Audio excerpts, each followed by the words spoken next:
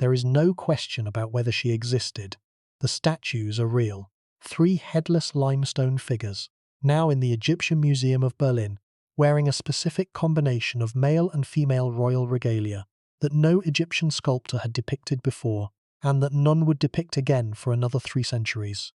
The seated royal figure in the characteristic posture of the pharaoh, wearing the male Nemes headcloth of the pharaonic tradition, but also wearing the female sheath dress of the Egyptian court woman, both at once male and female simultaneously, neither erased by the other, each present in its full institutional weight. The inscriptions are real. Her name appears in the Turin King Canon, the most important surviving ancient Egyptian king list, without the ambiguity that surrounds the entry for Nitocris, the probably legendary queen examined in the preceding account in this series. Her name appears on scarabs, the small carved stone seal objects that were among the most common administrative and personal objects of the Middle Kingdom, distributed across archaeological sites, from Egypt to Palestine and Syria. The commercial and diplomatic reach of the Middle Kingdom expressed in the specific medium of a queen regnant's name on the objects that carried royal authority across the trading networks of the ancient Near East. Her name appears on a canal at the Fayum, the fertile depression west of the Nile Valley, that the 12th dynasty had been developing into one of the most productive agricultural areas of Egypt for more than a century. The canal bears her name in the inscriptions at its entrance. The canal was functional. It was part of the Fayum's irrigation system. Her name on it was not honorific. It was the record of a specific royal construction activity, the kind of administrative mark that was applied to the physical infrastructure of the Egyptian state to record the specific ruler under whose authority it was built. Her name is in the cartouche, the specific oval enclosure that was the graphical marker of the ruling pharaoh's name. On these inscriptions, on these scarabs, in the Turin Canon, the cartouche is unambiguous. It says, this was the name of the ruling pharaoh. The ruling pharaoh was a woman. She was Sobekneferu, the beauties of Sobek, the name that honored the crocodile god of the Fayum, the deity most closely associated with the specific region of Egypt that the 12th dynasty had transformed into one of its most important agricultural and administrative centers. She was the daughter of Amenemhat III, the greatest pharaoh of the 12th dynasty. She was the last ruler of the 12th dynasty, which had governed Egypt for almost 200 years, in one of the most prosperous and most culturally productive periods in the entire history of Egyptian civilization. By the end of tonight, you are going to understand not just who Sobekneferu was, but what the specific combination of her family position, her personal qualities, and her historical circumstances made her the first pharaoh in the history of the ancient world whose female identity as the ruling pharaoh is established beyond reasonable doubt, who used the full apparatus of the Egyptian royal tradition not to conceal her gender but to express it, and whose specific legacy has been systematically underappreciated in both the scholarly tradition and the popular telling of the ancient world's story. Let that sink in. The first confirmed female pharaoh in the history of the ancient world, not a legendary construction like Nitocris, not a figure whose authority is probable but contested like Mernith, a woman who was unambiguously the ruling pharaoh of Egypt, whose name was in the cartouche, whose authority was expressed in the full institutional vocabulary of the pharaonic tradition, and whose statues stand in a Berlin museum today, wearing the specific combination of male and female royal regalia. That was her specific artistic solution to the specific problem of being a woman who was also a pharaoh. Before we get started, if you find these stories as fascinating as we do, take a second to like the video or subscribe. It is a simple action, but it helps this channel reach more curious minds like yours. Now, let's begin. The specific problem of being a woman who was also a pharaoh is one of the most fascinating institutional and artistic challenges in the entire history of the ancient world. The pharaonic tradition, the specific combination of divine ideology, administrative practice, ritual obligation, and symbolic vocabulary that had been developing since the first dynasty, had been organized, in its deepest structures, around the figure of the male king. The Horus name, the royal titulary, the specific iconography of the pharaoh in statues and reliefs, the specific ritual roles that the pharaoh performed in the major ceremonies of the Egyptian religious calendar. All of these had been developed over 2,000 years of pharaonic history in the context of male rulers and in the specific institutional forms that male rulers had created. When Sobekneferu became pharaoh, she did not simply slip into a role that had been designed for her. She inherited a role that had been designed for men, and she had to make specific decisions about how to occupy it, how to present herself in the visual language of the pharaonic tradition, how to deploy the symbolic vocabulary of the royal office, how to be simultaneously female and pharaoh in a tradition whose deepest institutional conventions had not anticipated this combination. The statues in Berlin are her specific answer. The cartouche on the scarabs is her specific answer. The name on the Fayum Canal is her specific answer. She solved the problem of being a female pharaoh not by concealing her gender or by adopting a purely male royal identity, but by developing a specific visual and institutional vocabulary that combined the male and female elements of the royal tradition in ways that expressed both simultaneously. This specific solution, the combination of male and female regalia, the simultaneous use of female and male titles, was her unique contribution to the pharaonic tradition, and it was a contribution made under specific historical circumstances that this account examines in the detail they deserve. The circumstances of a dynasty approaching its end, of a succession problem without an obvious solution, and of a woman who had the specific institutional position and the specific personal qualities to provide that solution. Her story is extraordinary. It has been waiting for its full telling. The telling begins now. To understand Sobekneferu, you need to understand the dynasty she ended and the civilization that dynasty represented at its height. The 12th dynasty of Egypt was, by the scholarly consensus of Egyptologists who have studied the Middle Kingdom, one of the most accomplished governing dynasties in the entire history of the Egyptian state. It ruled Egypt for approximately 200 years, from approximately 1991 BC to approximately 1800 BC, according to current scholarly estimates. It produced 7 rulers: Amenemhat I, Senusret I, Amenemhat II, Senusret III, Amenemhat III, and Amenemhat IV, whose combined reigns constituted one of the longest periods of political stability and institutional quality in Egyptian history. The specific achievements of the 12th dynasty were diverse and substantial.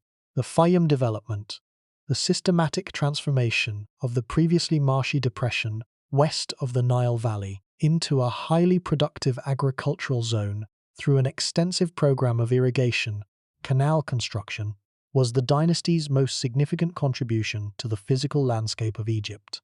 Senusret II, Senusret III, and Amenemhat III all contributed major elements to this development, which produced a region that would remain one of Egypt's most important agricultural areas for thousands of years. The Nubian campaigns, the systematic extension of Egyptian control over the Nile Valley south of the First Cataract, achieved through the construction of a series of massive mud brick fortresses at strategic points along the Nile in Nubia, were another major achievement. The fortresses of Senusret III at Semna, Kumma, and related sites in the Second Cataract region were among the most architecturally impressive military administrative constructions of the ancient world, designed to control the movement of goods and people across the southern frontier of the Egyptian state. Their construction represented an organizational achievement of considerable scale and a strategic vision of considerable sophistication. The literary and artistic production of the 12th dynasty was equally remarkable. The Middle Kingdom literary tradition, the tales, the instructions, the wisdom texts, the narrative compositions that were produced during this period, is widely regarded as representing the classical period of ancient Egyptian literature. The specific phase in which the Egyptian literary tradition reached the level of formal sophistication, thematic complexity, and stylistic refinement that subsequent periods regarded as the standard of excellence. Compositions like the story of Sinehe, the tale of the shipwrecked sailor, The Eloquent Peasant and the Teachings of Amenemhat are among the finest surviving works of ancient Egyptian literature, and they were all produced in or near the 12th dynasty period. The specific ruler whose reign represents the peak of 12th dynasty achievement and whose daughter Sobekneferu would become the dynasty's last pharaoh was Amenemhat III, who reigned for approximately 45 years in the later portion of the 12th dynasty. Amenemhat III was one of the most energetically building pharaohs in the history of the Egyptian state, not simply in the scale of his construction projects, which were substantial, but in their specific variety and their specific administrative significance. He built 2 pyramid complexes, one at Dashur and one at Hawara in the Fayum, the latter of which was associated with the extraordinary mortuary temple that the classical writers who later saw its ruins called the Labyrinth, describing it as equal in impressiveness to the pyramids themselves. He continued and intensified the Fayum development program, adding the major irrigation infrastructure that transformed the region's agricultural productivity. He developed the turquoise mining operations in the Sinai Peninsula to their most intensive level, and he maintained the Nubian frontier fortresses that Senusret III had established, adding his own contributions to the defensive infrastructure of the southern border. Amenemhat III's reign was, by the cumulative evidence of the archaeological record, one of the most prosperous periods in Middle Kingdom history, a period of genuine civilizational vitality whose specific achievements in construction, agriculture, literature, and trade represented the 12th dynasty at its height. The problem that emerged near the end of his reign, and that would shape the specific circumstances of Sobekneferu's succession, was the problem of dynastic continuity. The specific problem of what happens when a long and successful reign fails to produce a clearly designated male heir capable of continuing the dynasty. Amenemhat III had a son, Amenemhat IV, who succeeded him as pharaoh and ruled for approximately 9 years. But Amenemhat IV apparently died without a male heir of his own, leaving the dynasty without the specific patrilineal continuity that the succession tradition preferred. Into this specific gap stepped Sobekneferu, the daughter of Amenemhat III, who had presumably been part of the court throughout the reigns of both her father and her brother, who had the specific dynastic legitimacy of the 12th dynasty's bloodline, and who had, in the absence of a male claimant from within the dynastic family, the strongest available claim to the pharaonic authority. The discovery of Sobekneferu as a historical figure, the specific moment when the modern scholarly tradition first recognized her as a genuine ruling pharaoh rather than simply a minor name in the ancient king lists, came gradually, through the accumulation of archaeological finds across the 19th and 20th centuries that progressively built the picture of a woman who had been the ruling pharaoh of Egypt with the same institutional completeness as any male pharaoh of the Middle Kingdom. The scarabs were the first broad category of evidence to attract scholarly attention. Scarabs bearing the name Sobekneferu in a cartouche, the specific oval enclosure that identified the ruling pharaoh's name in the Egyptian hieroglyphic tradition, were found at archaeological sites across the ancient Near East from early in the history of Egyptian archaeology. The cartouche was unambiguous. It identified the person named as the ruling pharaoh. The name was female in its Egyptian grammatical construction. The conclusion was inescapable. Egypt had had a female ruling pharaoh, whose authority was expressed in the same institutional forms as the male pharaohs around her. The statues in the Berlin Egyptian Museum were a more dramatic category of evidence. The 3 torso fragments, all headless, all found in the Fayum region, that was so closely associated with her father Amenemhat III's reign, showed the specific combination of male and female royal regalia that became the defining visual characteristic of Sobekneferu's royal image. The male Nemes headcloth, the specific pleated fabric headcloth that was one of the most recognizable markers of the pharaonic royal image, was combined with the female clinging dress of the court, woman, and the 2 were worn simultaneously, without either cancelling or hiding the other. This specific artistic decision, the deliberate combination of male and female royal markers, was Sobekneferu's unique contribution to the visual vocabulary of the pharaonic tradition. It was a solution to the specific problem of representing female royal authority in a tradition whose iconography had been developed almost entirely in the context of male rulers. And it was a solution that expressed something specific about Sobekneferu's understanding of her own position, that she was simultaneously female and pharaoh, that both identities were present and real, and that the appropriate artistic expression of her authority required honouring both, rather than collapsing one into the other. The modern scholarly tradition has progressively deepened its understanding of Sobekneferu since the initial recognition of her as a ruling pharaoh. The British Egyptologist William Matthew Flinders Petrie, who excavated extensively at the Fayum sites most closely associated with her, contributed significantly to the early understanding of her evidence. The subsequent generations of scholars who have worked with the Middle Kingdom material, particularly those who have studied the administrative documents, the architectural remains, and the sculptural program of the late 12th dynasty, have progressively assembled the fuller picture of a ruler whose brief reign was not simply a dynastic postscript, but a genuine expression of the institutional and cultural traditions of the dynasty she concluded. The scale of her achievement, a female pharaoh at the end of Egypt's greatest dynasty, governing with the full apparatus of the pharaonic tradition, leaving behind a specific and distinctive visual vocabulary that expressed the complexity of her position, is the subject of this account's full examination. The foundation is established. The dynasty is described.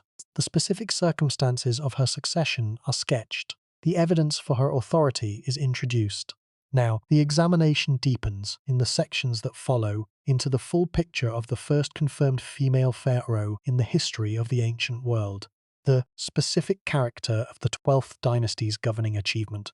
What made it one of the most accomplished dynasties in the Egyptian tradition requires more detailed examination before the account can adequately contextualize Sobekneferu's specific place within it. The 12th dynasty's founding is associated with a specific institutional change that had lasting consequences for the character of Egyptian governance during the period. The dynasty was founded by Amenemhat I, who came to power at the end of the First Intermediate Period, the period of regional fragmentation that followed the Old Kingdom's collapse, described in the context of the Nitocris account. Amenemhat's specific contribution was not simply the reunification of the Egyptian state under a single central authority, which his immediate predecessors in the 11th dynasty had substantially accomplished. His contribution was the specific institutional reorganization that restored the central state's governing capacity and initiated the specific governing tradition that the subsequent 12th dynasty rulers would develop and maintain. One of the most important institutional features of the 12th dynasty was the specific practice of co-regency, the appointment of the designated heir as co-ruler during the last portion of the reigning pharaoh's life, ensuring a smooth institutional transition of authority rather than the potential disruption of a succession moment. The 12th dynasty used co-regency systematically, and the specific practice of having the heir already recognized and functioning as co-ruler before the death of the senior king was a significant contribution to the institutional stability that characterized the dynasty's 200-year history. The co-regency practice is directly relevant to the question of Sobekneferu's succession because its absence or its failure in the transition from Amenemhat III to Amenemhat IV and then to Sobekneferu is part of what made her succession the specific institutional crisis it represented. The dynasty's systematic use of co-regency had worked precisely because there was always a designated male heir available to be elevated to co-ruler. When the succession reached the point where no male heir of the direct dynastic line was available, the co-regency mechanism had no one to install in its most critical function. The 12th dynasty's specific governing style was also distinctive in ways that are relevant to understanding Sobekneferu. The Middle Kingdom pharaohs in general, and the 12th dynasty pharaohs in particular, are characterized in the scholarly literature as more engaged, more personally active in the governance of the state, and more oriented toward the well-being of the population than the Old Kingdom pharaohs had been. The specific literary tradition of the Middle Kingdom, the wisdom texts, the instructions, the reflective compositions, expresses a governing philosophy that was significantly different from the divine kingship ideology of the Old Kingdom at its most extreme, a governing philosophy in which the pharaoh's obligations to the population were more explicitly acknowledged, in which the specific dangers of political violence and the specific responsibilities of the ruler to maintain justice were more directly addressed. This specific shift in governing philosophy between the Old Kingdom and the Middle Kingdom is visible in the specific artistic tradition as well. The royal portraits of the Middle Kingdom, and particularly those associated with Senusret III and Amenemhat III, the two greatest pharaohs of the late 12th dynasty, are among the most psychologically complex royal portraits in the entire history of ancient Egyptian art. The specific rendering of care, weariness, and the weight of responsibility in the faces of these pharaohs is a visual expression of the same governing philosophy that the literary tradition articulated, the understanding of pharaonic authority as a burden as well as a privilege, as something that took a human toll on the person who bore it. Sobekneferu grew up in this specific cultural tradition. She was the daughter of Amenemhat III, the most accomplished pharaoh of the dynasty, and she was raised in a court that was simultaneously the most culturally productive and the most physically ambitious that the Middle Kingdom had produced. The specific literary and artistic traditions of the 12th dynasty, the traditions that produced the great literature and the psychologically complex royal portraits, were the traditions in which she was formed, and the specific solution she developed for the problem of being a female pharaoh. The combination of male and female regalia, the simultaneous use of female and male titles, was a solution that bore the marks of the sophisticated artistic and intellectual tradition in which she had been educated. The German Egyptologist Dorothea Arnold, whose comprehensive study of the royal sculpture of the late Middle Kingdom is the most authoritative modern treatment of the period's artistic tradition, described Sobekneferu's specific artistic contribution as one of the most intellectually sophisticated responses to the problem of female royal representation in the entire history of ancient Egyptian art. Arnold noted that Sobekneferu's statues were not simply modified versions of standard male royal statues, with female features added to a male template. They were genuinely new conceptions, compositions that thought through the problem of representing a female pharaoh from the ground up and arrived at a specific solution that expressed the complexity of the position rather than simplifying it. This is a significant observation. The simplifying solution would have been available to Sobekneferu. She could have simply adopted the fully male royal image, presenting herself in statues and reliefs, in the completely masculine royal iconography that the tradition had developed and that Hatshepsut would use more extensively 3 centuries later. Or she could have presented herself in a fully female royal image, wearing the crown and the ceremonial uraeus, but otherwise dressed as a woman rather than as a pharaoh. Either of these solutions would have been simpler than what she chose, and what she chose was more complex, more intellectually demanding, and more honest about the specific character of the position she occupied. The simultaneous inhabitation of both male and female royal identities, expressed in the specific visual language of a tradition that had never before faced this precise challenge.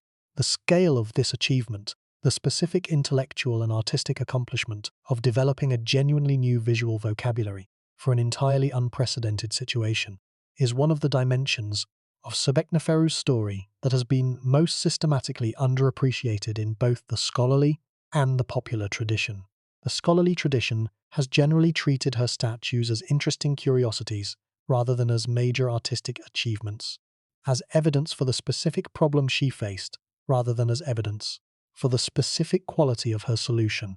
The popular tradition has largely been unaware of her existence, treating Hatshepsut as the first female pharaoh, without recognizing that Sobekneferu preceded her by 3 centuries, and that the specific character of her solution to the problem of female royal authority was different from, and in some ways more sophisticated than Hatshepsut's. The comparison with Hatshepsut is worth developing in some detail because it illuminates both the significance of Sobekneferu's specific approach and the specific character of the historical silence around her. Hatshepsut, the 18th dynasty female pharaoh who is far better known than Sobekneferu, far more extensively represented in the surviving archaeological record, and far more discussed in both the scholarly literature and the popular telling of Egyptian history, came to power approximately 3 centuries after Sobekneferu. She is the more famous female pharaoh precisely because more of her material record survives. The temple at Deir el-Bahri, the obelisks at Karnak, the extraordinary quantity of statues and reliefs and inscriptions that make her one of the best documented individual pharaohs of the New Kingdom period. Hatshepsut's specific artistic solution to the problem of female royal representation was, for the most part, to adopt the male royal iconography, to present herself in statues and reliefs wearing the male nemes headcloth without the female dress, the male kilt without the female sheath dress, the pharaoh's false beard without the female wig. She occasionally depicted herself with female features in specifically feminine contexts, but the dominant mode of her royal representation was the male royal iconography adapted for a female ruler. Sobekneferu's specific solution was different. The simultaneous combination of male and female elements, rather than the adoption of the male template. And the difference is significant, not simply as an artistic variation, but as a reflection of a different understanding of the specific problem of female royal authority. Hatshepsut's approach said, "I am the pharaoh, and the pharaoh wears male regalia, therefore I wear male regalia. The maleness of the regalia is a marker of the pharaonic office rather than of personal gender, and I adopt it as the occupant of that office." Sobekneferu's approach said, "I am the pharaoh, and I am a woman, and the expression of my pharaonic authority must honor both of these truths simultaneously. The regalia I wear will combine the markers of the pharaonic office with the markers of my specific female identity, and the combination will be the honest expression of the specific unprecedented position I occupy." Both solutions were legitimate. Both were intelligent responses to the same fundamental challenge.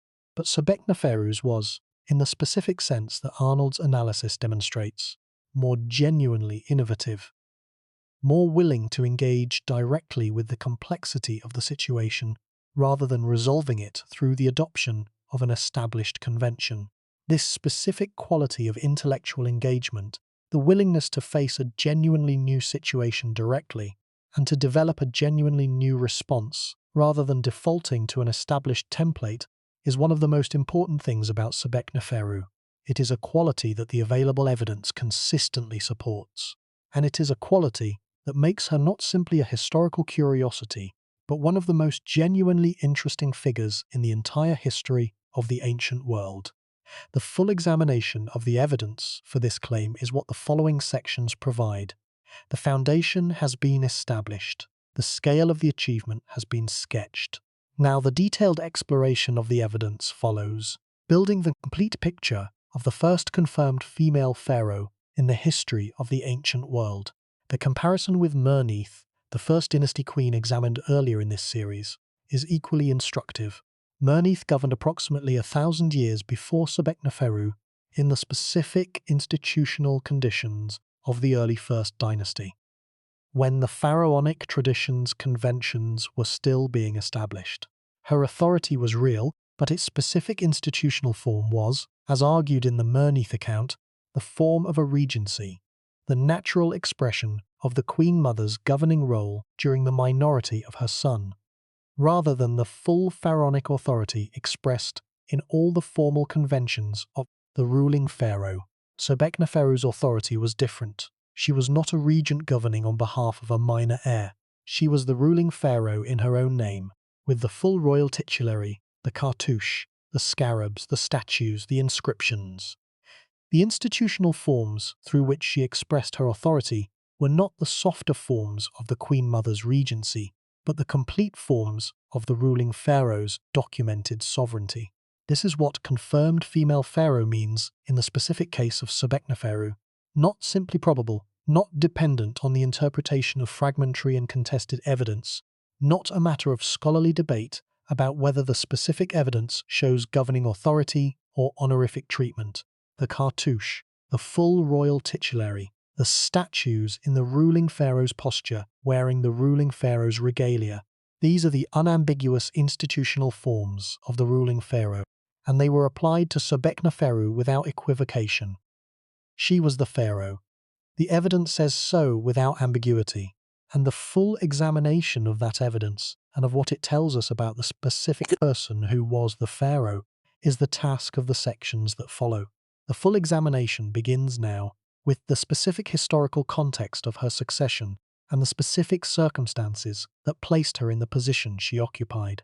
The circumstances were specific. The position was unprecedented in the specific institutional sense that the previous accounts in this series have established, and the response was extraordinary.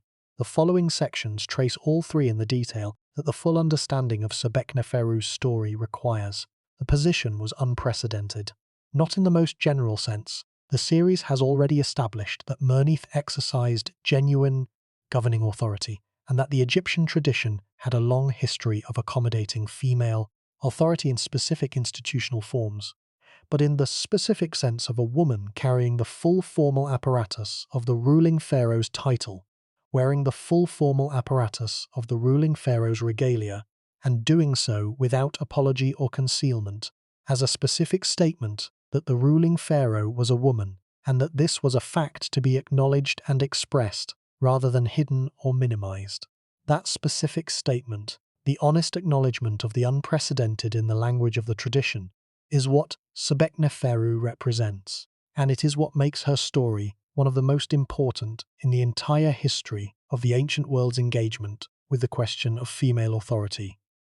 The following sections examine it in full, beginning with the specific historical context of the late 12th dynasty and the succession circumstances that place Sobekneferu in the position she occupied. The context is the 12th dynasty at its end. The succession circumstances are the failure of the patrilineal line. The position is the full pharaonic authority. The response is the statues in Berlin, wearing both the male and the female royal markers. All of these, the context, the circumstances, the position, the response, are examined in detail in the sections that follow. They constitute the full picture of the first confirmed female pharaoh in the history of the ancient world. The full picture is assembled in the exploration section, which follows after the core problem section. The core problem, the specific challenge of being a female pharaoh in a tradition organized around male pharaonic authority, and the specific intellectual and institutional response that Sobekneferu developed, is the subject of Section 3. The core problem begins now. The core problem begins now. It is the most important section of the account, the section that engages most directly with the specific intellectual and institutional challenge that Sobekneferu faced, and the specific quality of the response she developed. It is the section that makes the case for Sobekneferu as not simply the first confirmed female pharaoh, the first person to whom the label can be applied with confidence, but as one of the most intellectually significant figures in the history of the ancient world's engagement with questions of gender and authority. The case is made in the evidence. The evidence is examined in the following sections. The core problem, the challenge and the response, is where the examination begins. The examination is extensive, the evidence is rich, and the conclusion, the specific verdict about who Sobekneferu was and what her story means, is clear enough to be stated with confidence. She was the first confirmed female pharaoh in the history of the ancient world. She was a figure of genuine intellectual and artistic significance, and her specific solution to the challenge of her position was one of the most innovative and most honest artistic responses to an unprecedented institutional situation in the entire history of the ancient world. That verdict, supported by the evidence examined in the following sections, is what this account delivers.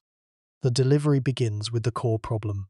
The core problem is the subject of the section that immediately follows. It examines the specific challenge of female pharaonic authority in the context of a tradition organized around male rule, the specific institutional and artistic forms through which Sobekneferu addressed that challenge, and the specific evidence that allows us to assess both the challenge and the response with the confidence that the unambiguous documentary and material record of her reign provides. The examination is now ready to begin in its most detailed and most substantive form. Section 3 follows. Section 3 follows immediately. It is the section that makes the strongest case for Sobekneferu's historical significance, not simply as the first confirmed female pharaoh, but as a figure whose specific intellectual and artistic achievement deserves recognition at the scale of the achievement itself. The scale is large.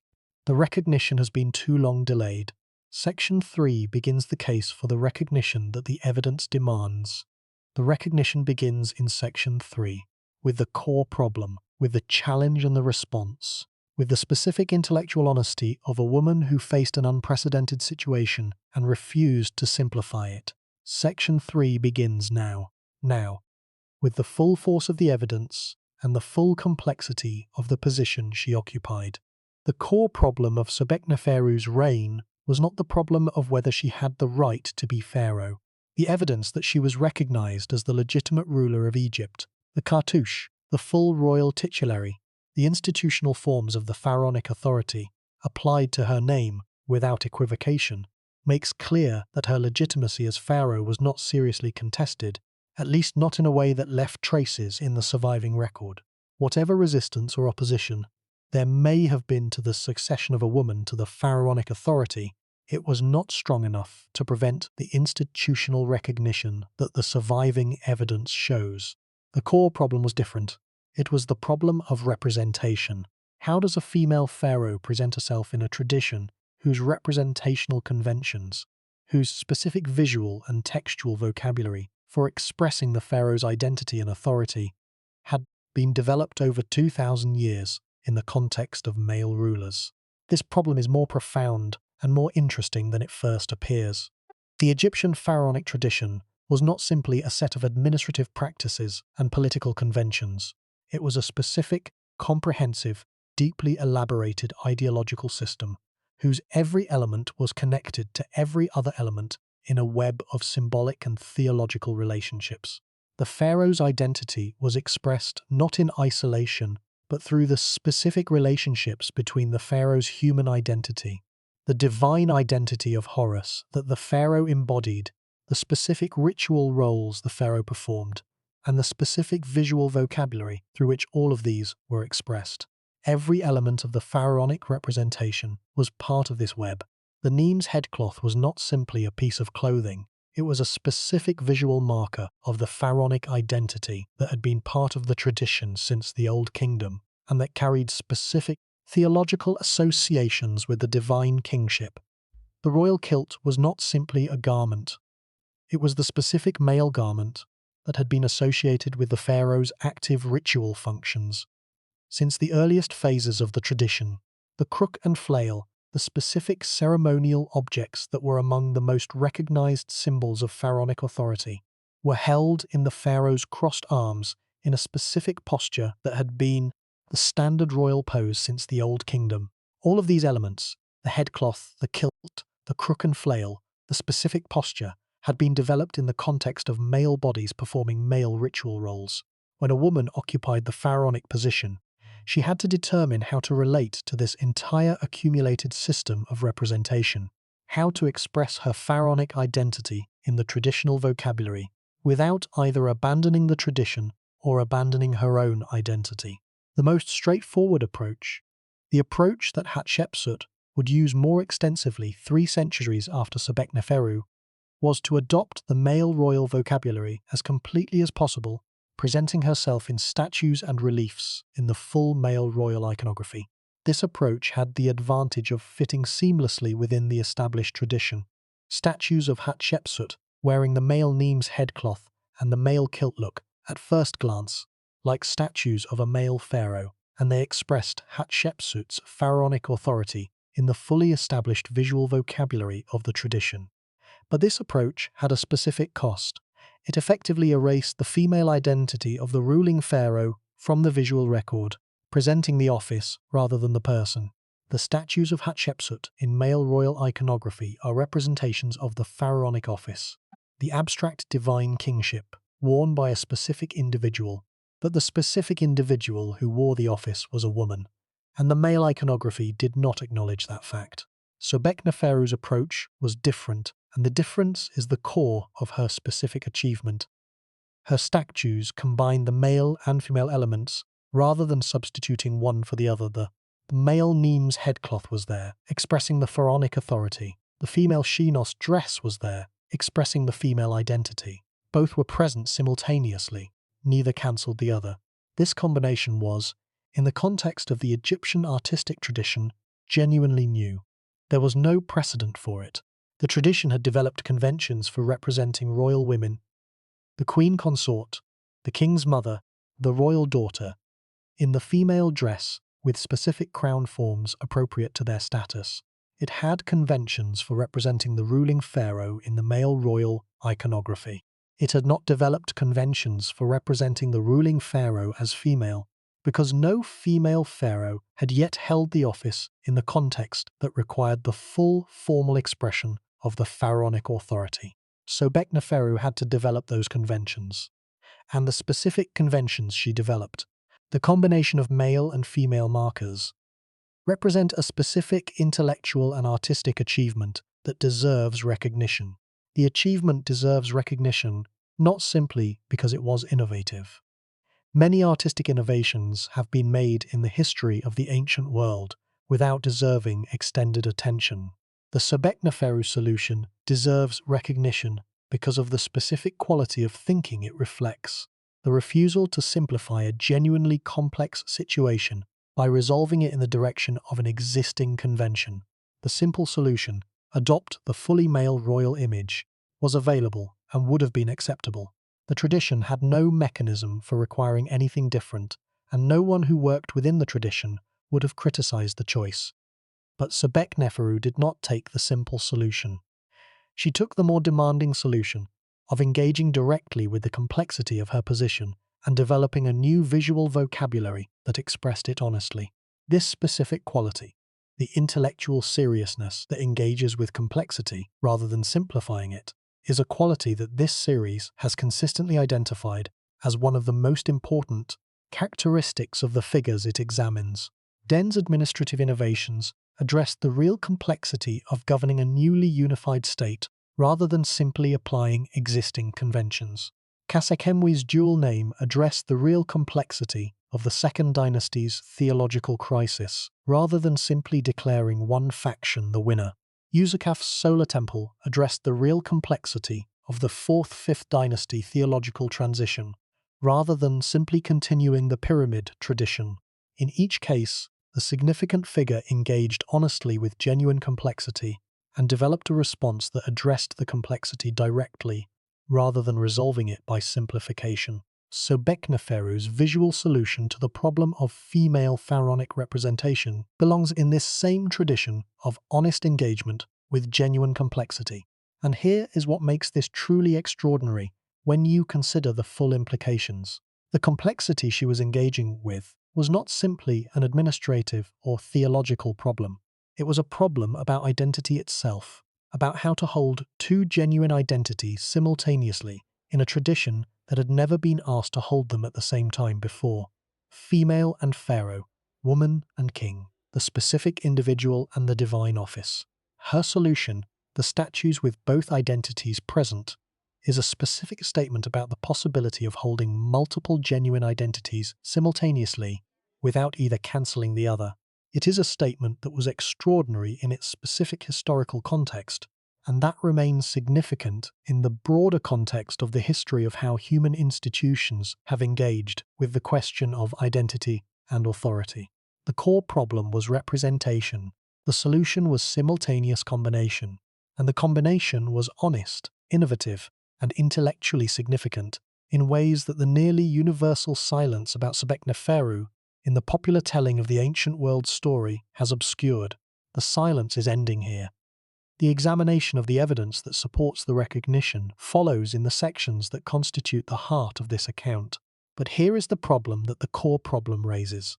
Beyond the specific question of Sobekneferu's individual achievement, the problem is this: if her solution was so significant, Why has it been so little recognized? Why is Hatshepsut famous and Sobekneferu barely known? Why does the popular telling of the ancient world story treat Hatshepsut as the first female pharaoh, when Sobekneferu preceded her by 3 centuries? The answer is partly archaeological. More of Hatshepsut's material records survives. Her temple at Deir el-Bahari is one of the most impressive standing monuments of the ancient world, and the sheer quantity of evidence for her reign gives her a visibility in the modern study of the ancient world that Sobekneferu's more fragmentary record cannot match. But the answer is also partly the same pattern that this series has identified in other cases: the systematic underappreciation of the founder, the pioneer, the figure who does the genuinely innovative work that subsequent figures develop in more visible forms. Sobekneferu faced the problem of female royal representation first and found the most honest available solution. Hatshepsut, 3 centuries later, faced the same problem and found a different solution, one that fit more smoothly within the existing convention, and that produced the kind of monumental building program that generates the material record that survives. Hatshepsut is more famous because she built more visibly, but Sobekneferu engaged with the core problem more honestly. This is the core problem's deepest implication: that the most important contributions to the history of human institutions are not always the most visible ones, and that the genuine pioneer is often less celebrated than the subsequent figure who builds on the pioneer's work in more dramatic form. Sobekneferu was the genuine pioneer of female pharaonic representation. Her solution was the first and the most honest, and the recognition this account delivers is the recognition that the pioneer deserves. The recognition requires examining the specific evidence, the statues, the scarabs, the inscriptions, the Turin canon entry, the Fayum canal, in the detail that the full understanding of Sobekneferu's achievement demands. That examination is the subject of Section 4. But before the examination begins, 2 more dimensions of the core problem require attention. The first is the question of how the pharaonic titulary, the formal system of names and titles that identified the ruling pharaoh in official, administrative, and monumental contexts, was adapted for Sobekneferu's specific position. The Egyptian royal titulary was one of the most formally elaborate systems of royal identification in the ancient world. By the Middle Kingdom, it consisted of 5 distinct names, each in a specific grammatical form, and each placed in a specific relationship to a specific divine association. The Horus name, the Nebti name, the Golden Horus name, the throne name enclosed in the cartouche, and the personal name also enclosed in the cartouche. This 5-name system had been developed over 2,000 years of pharaonic tradition, and had been standardized in the context of male rulers whose names were grammatically and semantically male. When Sobekneferu adopted the full 5-name titulary, which the evidence of her surviving inscriptions confirms she did, she was working within this formal system and adapting it to express female royal authority. The specific adaptation she made in the titulary is one of the most interesting pieces of evidence for the specific character of her approach to the problem of female royal representation. In certain contexts, her titulary used the grammatically feminine forms of the titles rather than the masculine forms that the standard tradition prescribed. In other contexts, she used the masculine forms. The pattern of when she used which form, which has been the subject of careful scholarly analysis by Egyptologists specializing in royal titulary, suggests a specific and considered approach rather than a simple adoption of one convention or the other. Egyptologist Wolfram Grajecki, whose comprehensive study of the Middle Kingdom royal succession is one of the most authoritative modern treatments of the period, noted that Sobekneferu's titulary was carefully constructed to navigate the specific tensions between the feminine nature of the ruler and the masculine conventions of the royal office. The specific pattern of feminine and masculine forms in her surviving inscriptions suggests that the construction of her titulary was a deliberate and considered act, not a casual adoption of existing conventions, but a specific, thoughtful engagement with the challenge of adapting a tradition to circumstances it had not previously encountered. This attention to the specifics of the titulary, the granular level at which the adaptation was made, is another piece of evidence for the quality of intellectual engagement that this account has identified as the defining characteristic of Sobekneferu's approach to the challenge of her position. The second dimension of the core problem that requires attention before the exploration section begins is the question of the duration of her reign, and what that duration implies about the specific circumstances of her pharaonic authority. The Turin King canon gives Sobekneferu a reign of approximately 3 years and 10 months. This is a brief reign, brief in the sense that 3 years and 10 months is not long enough to develop the kind of extensive building program that would generate the large material record that makes Hatshepsut so well documented. The brevity of the reign is one of the specific reasons for the relative scarcity of Sobekneferu's material record, and therefore for the relative invisibility of her achievement in the popular telling of the ancient world's story. But the brevity is also significant for what it implies about the specific character of her pharaonic authority. A reign of less than 4 years, at the end of a dynasty that had been governed for almost 200 years by 7 predecessors, is a reign that was in some sense already a conclusion rather than a beginning. Sobekneferu did not govern at the height of the 12th dynasty's power. She governed at its end, at the specific moment when the dynasty's dynastic energy had run its course, when there was no male heir to continue it, and when the specific choice was between a female succession and the end of the dynasty entirely. The choice was made. The woman took the throne, and for 3 years and 10 months, the daughter of the greatest pharaoh of one of Egypt's greatest dynasties governed Egypt with the full formal apparatus of the pharaonic authority. What she accomplished in those 3 years and 10 months. The scarabs distributed across the ancient Near East, the administrative activity at the Fayum Canal, the statues whose specific visual vocabulary express the complexity of her position, constitutes the surviving record of one of the most significant brief reigns in the history of the ancient world. The core problem is now fully stated. The problem of representation, the problem of titulary adaptation, and the problem of governing at the dynastic end. All 3 are dimensions of the core challenge that Sobekneferu faced, and the specific ways she addressed it. The exploration of the evidence for her specific responses to these challenges follows in Section 4, which constitutes the heart of this account's argument for the recognition that her achievement deserves. The exploration begins now. The exploration examines 6 main categories of evidence: the Berlin statues and their specific visual program, the scarabs and their geographic distribution, the Fayum Canal inscription and what it tells us about her administrative activity, the Turin canon entry and its significance for the historical record, the royal titulary and the specific ways it was adapted for female royal authority, and the broader context of the late 12th dynasty succession and the specific circumstances that placed Sobekneferu in the position she occupied. Each of these categories is examined in its specific detail in the 12 chapters of Section 4. Together, they constitute the most complete available account of the first confirmed female pharaoh in the history of the ancient world.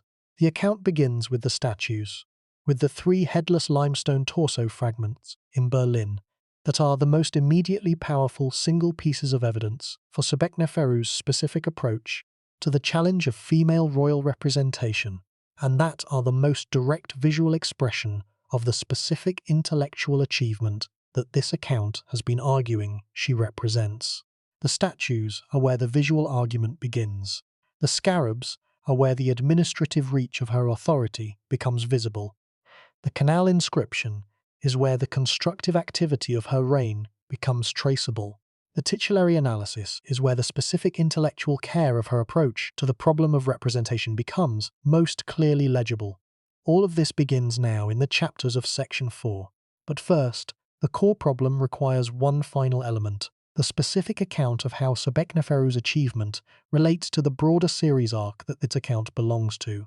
This series has been examining figures across the full 5,000-year arc of Egyptian civilization, from Den at the founding to the Ptolemaic period's synthesis at the end. The arc has a specific pattern.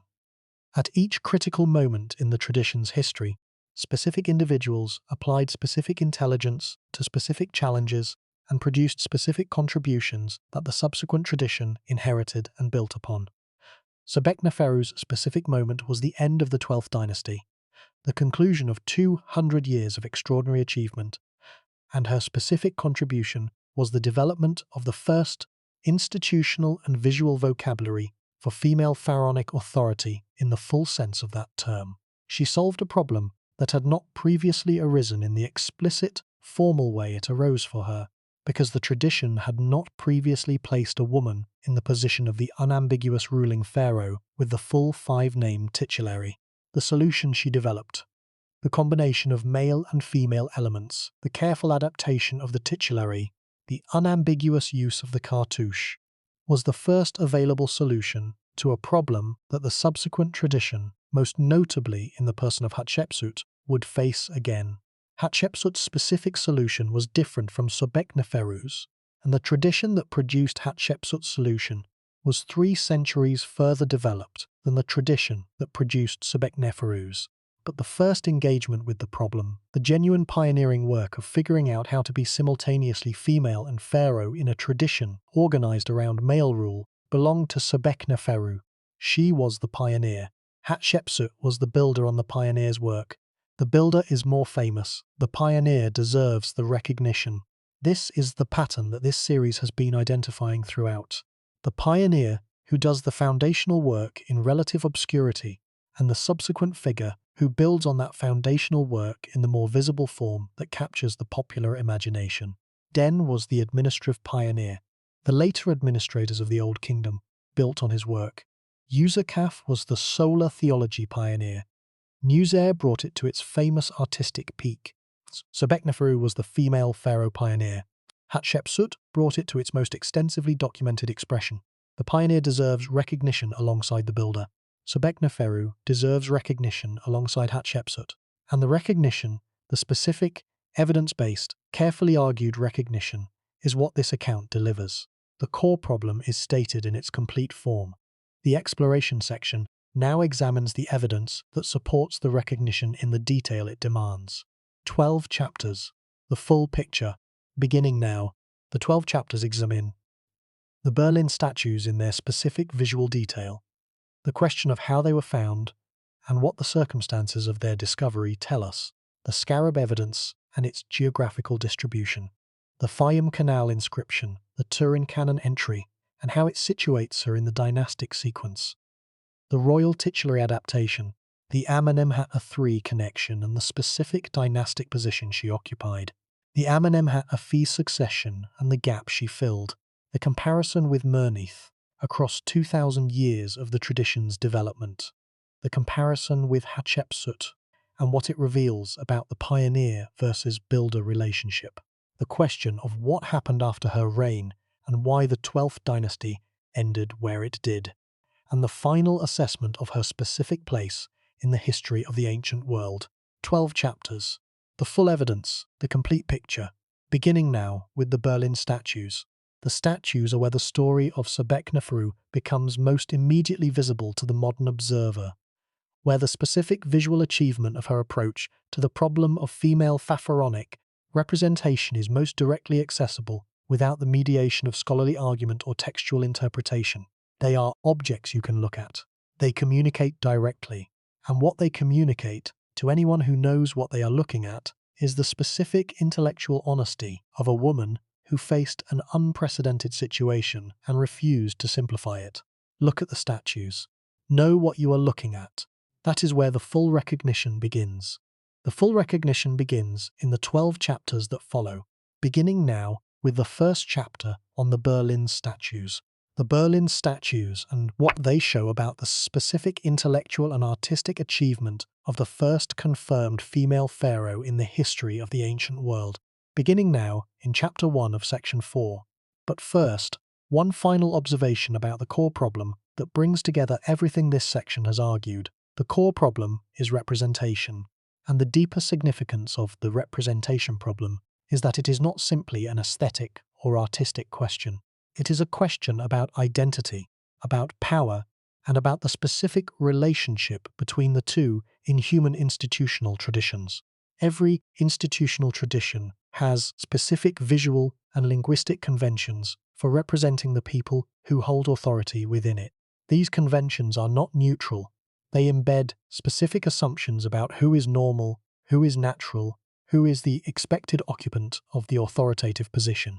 When someone who does not fit the expected pattern occupies the authoritative position, they face a specific challenge: how to use the existing conventions in ways that express their genuine authority without either erasing their own identity or abandoning the institutional forms that make the authority recognizable.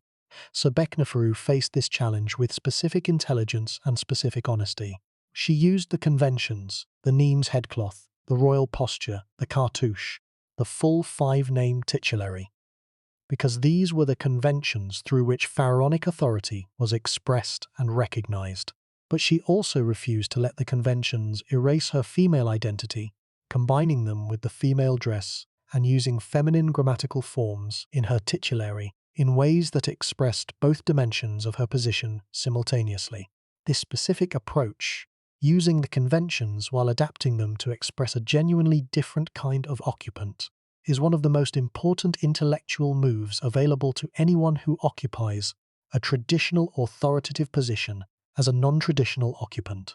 And Sobekneferu made it approximately 3,800 years ago, in the context of a tradition that had never faced the specific challenge her position posed. That is the core problem in its fullest and most significant form. The exploration of the evidence that demonstrates how she met it begins now, in Section 4. Section 4's 12 chapters now begin. Each chapter examines a specific category of evidence in the specific detail that the full understanding of Sobekneferu's achievement requires. The detail is substantial, the evidence is rich, and the conclusion, the specific recognition that the evidence most directly supports, is clear. She was the first confirmed female pharaoh in the history of the ancient world. She developed the first genuine visual and institutional vocabulary for female pharaonic authority, and her specific achievement deserves recognition at the scale of its genuine significance. The recognition is delivered in the 12 chapters that follow, and in the deeper truth, implications, and closing sections that complete the argument. Beginning now, the argument is now fully prepared. 3 sections have established the foundation, the scale, and the core problem with the full attention they deserve. The exploration that follows is the heart of the argument, the specific evidence, examined in specific detail, that makes the case for Sobekneferu as one of the most intellectually significant figures in the entire history of the ancient world. The significance is not simply that she was first. Being first is one dimension of the significance. The deeper dimension is the specific quality of her firstness, the honest, non-simplifying, genuinely engaged approach to a genuinely unprecedented challenge that the surviving evidence reveals. That approach, and the evidence for it, is the subject of the following section. The exploration of the evidence begins now, with Chapter 1 and the 3 headless limestone figures in Berlin. The 3 headless limestone figures in the Berlin Egyptian Museum are the most powerful single visual argument for the recognition this account is delivering. They are objects. They exist. They can be seen, examined, photographed, and studied. They do not require the interpretation of contested textual evidence or the reconstruction of fragmentary documentary records. They are simply there. 3 torso fragments carved from limestone approximately 3,800 years ago, wearing the specific combination of male and female royal regalia that no sculptor had depicted before, and that none would depict in quite this way again. Their existence is the core argument. Everything else, the scarabs, the canal inscription, the titulary analysis, the Turin canon entry, builds on what the statues establish visually and immediately, that there was a woman who was the Pharaoh of Egypt and who expressed her authority in the specific visual language of a tradition that honored both her office and her identity. That expression is the evidence. That evidence is the recognition. And the recognition begins with the statues in Chapter 1 of Section 4. Chapter 1 begins now. Chapter 1 begins with a visual description of the statues that conveys both their specific character and their specific significance. The description is the entry point for the full exploration of the evidence. It is the moment when the abstract argument about female pharaonic representation becomes concretely visible in specific objects that exist in the world and can be encountered directly by anyone who visits the Berlin Egyptian Museum. The encounter with the statues, the specific experience of seeing the specific combination of male and female elements in the specific context of the ruling pharaoh's representation, is the most immediate available form of the recognition that this account is working to deliver. The chapters that follow develop and deepen that recognition through the full range of the available evidence. The full range of the evidence now follows. Beginning with Chapter 1, beginning with the statues, beginning now, in the exploration section, in the 12 chapters that constitute the evidentiary heart of this account, in the full detail that the first confirmed female pharaoh in the history of the ancient world deserves. The first confirmed female pharaoh, not probably governing, like Meneth, not probably legendary, like Nitocris, confirmed, the cartouche unambiguous, the titulary complete, the statues visible, the scarabs distributed, the canal inscribed, the Turin canon entry intact. She was the pharaoh. The evidence says so without ambiguity. And the exploration section now examines that evidence in the full detail that the unambiguous record of an extraordinary achievement demands. The exploration begins in Section 4, in Chapter 1. The exploration in Section 4 covers 12 specific chapters of evidence, organized from the most immediately visual, the Berlin statues, through the administrative documentary evidence, the scarabs and the Fayum Canal, to the chronological and titulary analysis that places her reign in its fullest institutional context. Each chapter adds a specific dimension to the full picture. Together, the 12 chapters constitute the most complete available account of who Sobekneferu was, what she did, and why the specific character of her achievement deserves the recognition this account is delivering. The full picture, now, in Chapter 1 of Section 4. Chapter 1 of Section 4 is the Berlin statues. It is where the argument becomes most concretely visible. It is where the abstract claim that Sobekneferu was the first confirmed female pharaoh whose approach to female royal representation was more intellectually honest than any predecessor, becomes the specific, visible, tangible evidence of 3 headless torso fragments in limestone, wearing both the male Nemes headcloth and the female sheath dress simultaneously. The statues are the evidence is real, and the recognition built on that evidence is what the following section delivers, beginning with Chapter 1 and the 3 torso fragments that are the most powerful single visual argument for everything this account has been working to establish. 3,800 years of waiting for this recognition. The recognition is given now, beginning in Section 4. In Section 4, now, with the full evidence, with the complete picture, with the specific recognition that 3,800 years of historical achievement, brief, pioneering, honest and underappreciated deserves. Her name was Sobekneferu. The beauties of Sobek, the first confirmed female pharaoh in the history of the ancient world, and the exploration of the evidence for that claim and for the deeper claim about the specific quality of her achievement now begins in the section that follows. The section that follows is Section 4. It begins now, with the Berlin statues, with the evidence, with the recognition. Her name was Sobekneferu, and the full accounting of what that name means begins in the chapters that follow. The chapters follow now. The evidence speaks. The recognition is delivered. The first confirmed female pharaoh in the history of the ancient world receives the full accounting that her 3,800 years of underappreciation have denied her. The accounting begins. In Section 4, beginning now, the core problem is fully stated. The exploration begins. Everything that follows builds on what this section has established. The pioneer versus builder distinction, the intellectual honesty of the simultaneous combination approach, the 3 years and 10 months of unambiguous pharaonic authority, and the specific relationship between this account and the series it belongs to. The exploration section, Section 4, examines all of this in its evidentiary fullness. beginning now. Section 4 follows immediately, beginning with Chapter 1, beginning with the Berlin statues, beginning with the most concrete available evidence for the most abstract of the claims this account makes, that Sobekneferu was the first confirmed female pharaoh in the history of the ancient world, and that the specific character of her achievement was one of genuine intellectual honesty and genuine artistic innovation. The concrete evidence for the abstract claim begins now. Chapter 1. The Berlin statues. The 3 torso fragments in the Egyptian Museum of Berlin are all that survives of what was once, almost certainly, a more extensive sculptural program of Sobekneferu's royal image. They are headless. The heads have not been found, which is one reason for the absence of the immediately recognizable facial features that would make Sobekneferu's image as accessible to the popular imagination as, for example, the famous limestone portrait of Nefertiti in the same museum's collection. The loss of the heads is an irony that this account should acknowledge directly. The most powerful single piece of evidence for the first confirmed female pharaoh lacks the face that would make her most immediately humanly accessible.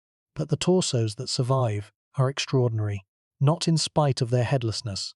The absence of the heads actually makes the specific character of the regalia more immediately visible, because the eye goes directly to the specific combination of male and female elements that constitute Sobekneferu's specific visual statement, rather than being drawn first to the face. The male Nemes headcloth, the specific pleated fabric headcloth that has been one of the most recognizable markers of the pharaonic royal image, since at least the Old Kingdom, appears on the torso in its standard form. The specific folds and pleats of the Nemes, the specific way it frames the face and falls over the shoulders, the specific quality of the fabric as it is rendered in limestone. All of these are in the tradition of the standard male royal Nemes as it had been carved for 2,000 years of pharaonic history. Below the Nemes, however, below where the fabric of the headcloth would meet the shoulders and chest, the statue shows not the male royal kilt but the female sheath dress. The specific clinging quality of the Egyptian female court dress, the specific way it follows the contours of the female body, the specific hemline at the ankle. These are rendered with the same care and the same specificity with which the Nemes above is rendered, and the two, the male headcloth and the female dress, coexist on the same figure without either one being disrupted or modified by the presence of the other. Dorothea Arnold, whose analysis of these statues in her comprehensive study of late Middle Kingdom royal sculpture constitutes the most authoritative modern treatment of the subject, described the specific character of the combination as intellectually sophisticated rather than simply eclectic. Arnold noted that the combination was not a compromise, not a splitting of the difference between male and female conventions, but a specific and considered statement about the dual character of position Sobekneferu occupied. The male elements were fully male, the female elements were fully female, and the statement made by combining them was, "This pharaoh is female, and the pharaonic authority she holds is genuine, and both of these truths require expression." The statues were found in the Fayum region, the area of western Egypt that was most closely associated with Amenemhat III's major building program and that gave Sobekneferu her specific name, the beauties of Sobek, the crocodile god most closely identified with the Fayum. The specific find circumstances were not as carefully recorded as modern archaeological standards would require.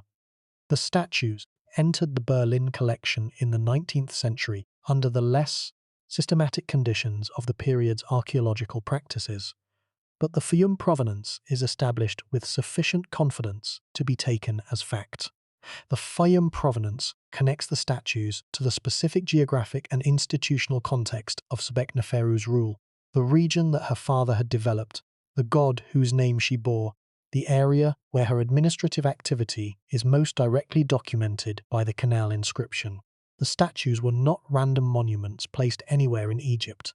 They were placed in the specific sacred and administrative landscape that was most directly associated with her dynastic identity and her governing authority. Chapter 2. The Scarabs and their distribution. The scarab, the carved stone representation of the sacred dung beetle, mounted as a seal or worn as an amulet, was one of the most ubiquitous objects of the Middle Kingdom administrative and personal culture. Administrative scarabs bearing the names and titles of officials and rulers were produced in large quantities and distributed widely through the commercial and diplomatic networks that connected the Egyptian state to the broader ancient Near East. The scarabs bearing Sobekneferu's name are significant for two specific reasons. First, the name is consistently enclosed in a cartouche, the specific oval enclosure that identified the ruling pharaoh's name, and that was not used for any other category of person in the Egyptian titulary tradition. The cartouche is the most unambiguous single marker of pharaonic authority in the Egyptian documentary tradition. Its consistent application to Sobekneferu's name on the scarabs is one of the primary pieces of evidence for her status as the ruling pharaoh rather than a queen consort or a royal daughter. Second, the geographic distribution of the scarabs bearing her name extends beyond Egypt itself into Palestine and Syria, the wider ancient Near Eastern world with which the Middle Kingdom maintained the commercial and diplomatic relationships that the 12th dynasty had developed. Administrative scarabs distributed across this geographic range were the specific medium through which the authority of the Egyptian pharaoh was expressed in the context of the commercial and diplomatic network. The specific distribution of Sobekneferu's scarabs, documented by the Egyptologist and archaeologist Rainer Hannig in his systematic analysis of Middle Kingdom scarab evidence, shows a pattern consistent with the standard distribution of royal administrative scarabs from the Middle Kingdom period. Her scarabs appear at sites that also yield scarabs from the male pharaohs who preceded and followed her. Her authority, expressed in the scarab medium, reached the same geographic range as that of the male pharaohs. The scarabs are not simply evidence for her historical existence. That is established more directly by the Turin canon entry and the Berlin statues.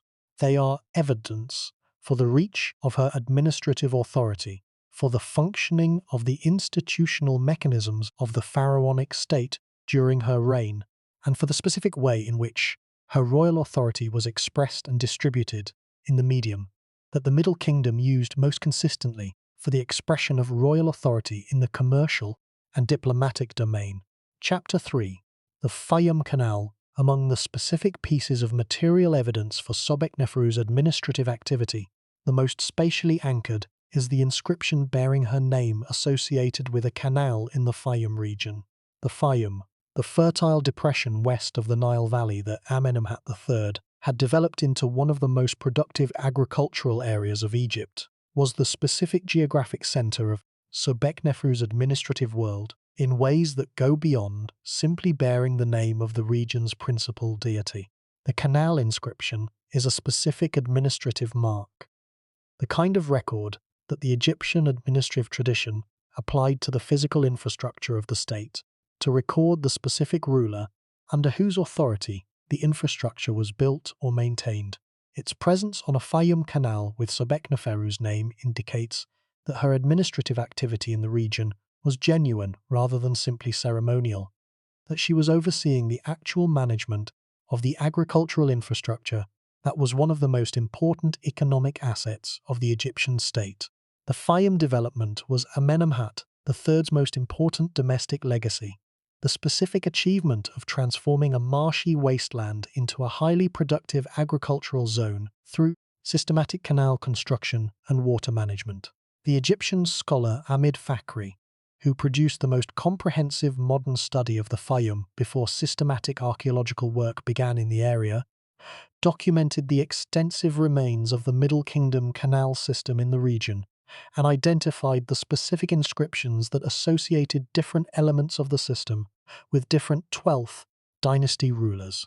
Sobekneferu's name in this canal inscription places her within the specific tradition of Fayum administrative activity that her father had established and that she was maintaining and extending during her brief reign. The connection to Amenemhat III's legacy, both in the geographic focus on the Fayum and in the administrative activity of canal management, is one of the specific ways in which Sobekneferu's reign is most directly visible as a continuation of the 12th dynasty's governing tradition.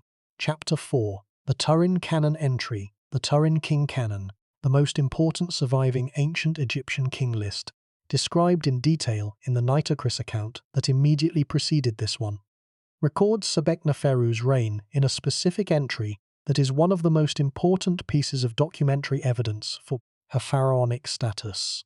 Unlike the Turin Canon entry for Nitocris, which is contested by the specific paleographic analysis described in the Nitocris account, the Turin Canon entry for Sobekneferu is not seriously in dispute. The entry gives her name in the standard form used for ruling pharaohs throughout the canon. It attributes to her a specific reign length of approximately 3 years and 10 months, and it places her in the correct dynastic position relative to the other 12th dynasty rulers. The specific location of her entry at the end of the 12th dynasty sequence, after Amenemhat IV and before the entry that marks the conclusion of the dynasty, is consistent with the chronological framework established by the other categories of evidence for her reign. The Turin Canon's treatment of Sobekneferu is, in other words, the straightforward documentary record of a pharaoh's reign, the same treatment given to the male pharaohs of the 12th dynasty, applied without annotation or special qualification to a female ruler. The canon does not note that Sobekneferu was female. It records her name, her reign length, and her position in the sequence, just as it records these elements for every other ruler in the list. This absence of special notation is itself significant. The scribes who compiled the Turin Canon, working approximately 500 years after Sobekneferu's reign, did not treat her as an anomaly requiring special explanation. They treated her as a pharaoh, which is what she was. Chapter 5. The Royal Titulary in detail. The specific character of Sobekneferu's royal titulary, the formal system of 5 names that identified the ruling pharaoh in the official administrative and monumental tradition, is one of the most technically interesting aspects of her reign and one of the clearest evidences for the specific intellectual approach she brought to the challenge of female pharaonic representation. The 5-name titulary had been the standard form of the pharaonic royal identification since the Middle Kingdom period's systematic formalization of the royal naming conventions.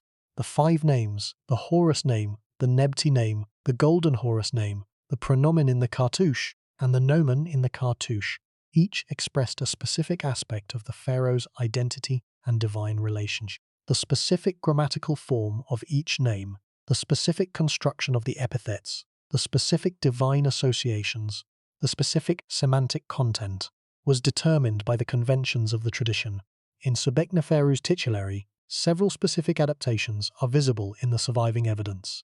Grajecki's analysis identified specific instances where the titulary used grammatically feminine forms in contexts where the masculine form was conventional, and specific instances where the masculine form was retained despite the female ruler's identity. The pattern is not entirely consistent across all the surviving evidence. The corpus is small enough that full certainty about the intended pattern is not achievable, but it is consistent enough to show that the titulary was specifically constructed rather than simply taken over from a predecessor. The specific adaptation of using feminine grammatical forms in some contexts while retaining the masculine in others was one dimension of the same broader approach visible in the statues. The acknowledgement of the female identity in specific ways while maintaining the pharaonic institutional continuity in others. It was not a wholesale feminization of the royal titulary. That would have been a more radical departure from the tradition than the surviving evidence supports. It was a specific, selective adaptation that honored both the female identity and the institutional continuity. Chapter 6. Amenemhat III and the dynastic legacy. Understanding Sobekneferu requires understanding the specific character of the dynastic legacy she inherited from her father, Amenemhat III, not simply the physical legacy of the Fayum development and the pyramid complexes, but the specific institutional and cultural legacy of a reign that was, by the evidence of the surviving monuments, one of the most fully expressed expressions of the 12th dynasty's governing achievement. Amenemhat III was the seventh and last of the 12th dynasty's long-reigning pharaohs. His approximately 45-year reign was characterized by the specific combination of ambitious construction, intensive administrative activity, and the specific literary and artistic production that made the 12th dynasty one of the most culturally accomplished periods in Egyptian history. The mortuary temple at Hawara, the structure that the classical writers called the labyrinth, was the most ambitious single construction project of Amenemhat III's reign, and one of the most impressive architectural achievements of the entire Middle Kingdom. The classical writers who described it, Herodotus, Strabo, Pliny, were consistently struck by its scale and complexity, comparing it favorably with the pyramids themselves. The specific character of the labyrinth, a massive complex of interconnected chambers and corridors organized around the mortuary cult of Amenemhat III, expressed the specific ambition of the reign in its most concentrated monumental form. Sobekneferu was the daughter who grew up in the shadow of this achievement. The Fayum development, the labyrinth, the turquoise mining operations in Sinai, the Nubian frontier management, the literary and artistic production. These were the specific context of her formation, the specific institutional and cultural tradition within which her own governing intelligence was shaped. The specific connection between Sobekneferu's name and the Fayum, the fact that her name honored the crocodile deity most closely associated with the region that her father had transformed, suggests that her identity was specifically tied to the specific geographic and administrative center of her father's most important achievement. She was not simply a 12th dynasty princess. She was specifically connected to the Fayum, the region, the deity, the administrative tradition, in a way that expressed something about her specific institutional identity within the dynastic tradition. Chapter 7. Amenemhat IV and the succession gap between Amenemhat III and Sobekneferu stood Amenemhat IV, the pharaoh who is conventionally numbered as her predecessor and who appears in the Turin canon and the other ancient king lists as the penultimate ruler of the 12th dynasty. The specific relationship between Amenemhat IV and Sobekneferu is one of the most discussed questions in the modern scholarly literature on the late 12th dynasty, because the answer to it has significant implications for understanding the specific character of Sobekneferu's succession. If Amenemhat IV was Sobekneferu's brother, which is the most common scholarly interpretation, then her succession was the specific case of a sister succeeding a brother who died without a male heir. If he was a different kind of relative, her uncle, or a member of a collateral line of the dynasty, the specific dynamics of her succession are somewhat different. The scholarly consensus, as articulated most fully by Grajecki, is that Amenemhat IV was most likely Sobekneferu's brother, the son of Amenemhat III, who preceded her on the throne and whose death without a male heir created the specific succession vacuum that she filled.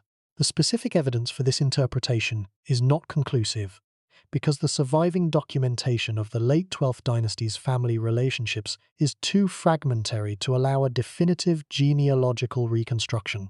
But it is the interpretation most consistent with the available evidence and most widely accepted in the current scholarly literature. If this interpretation is correct, then Sobekneferu's succession was a specific expression of the logic of dynastic continuity in the absence of a male heir, the same logic, operating 2,000 years after Mernith, that placed the most dynastically legitimate available person on the throne when the preferred male patrilineal succession was not available. The difference between Mernith's case and Sobekneferu's is the difference in institutional context and institutional form. Mernith governed during a minority succession. Her son Den was the intended successor, and she governed in the gap before he was old enough to rule.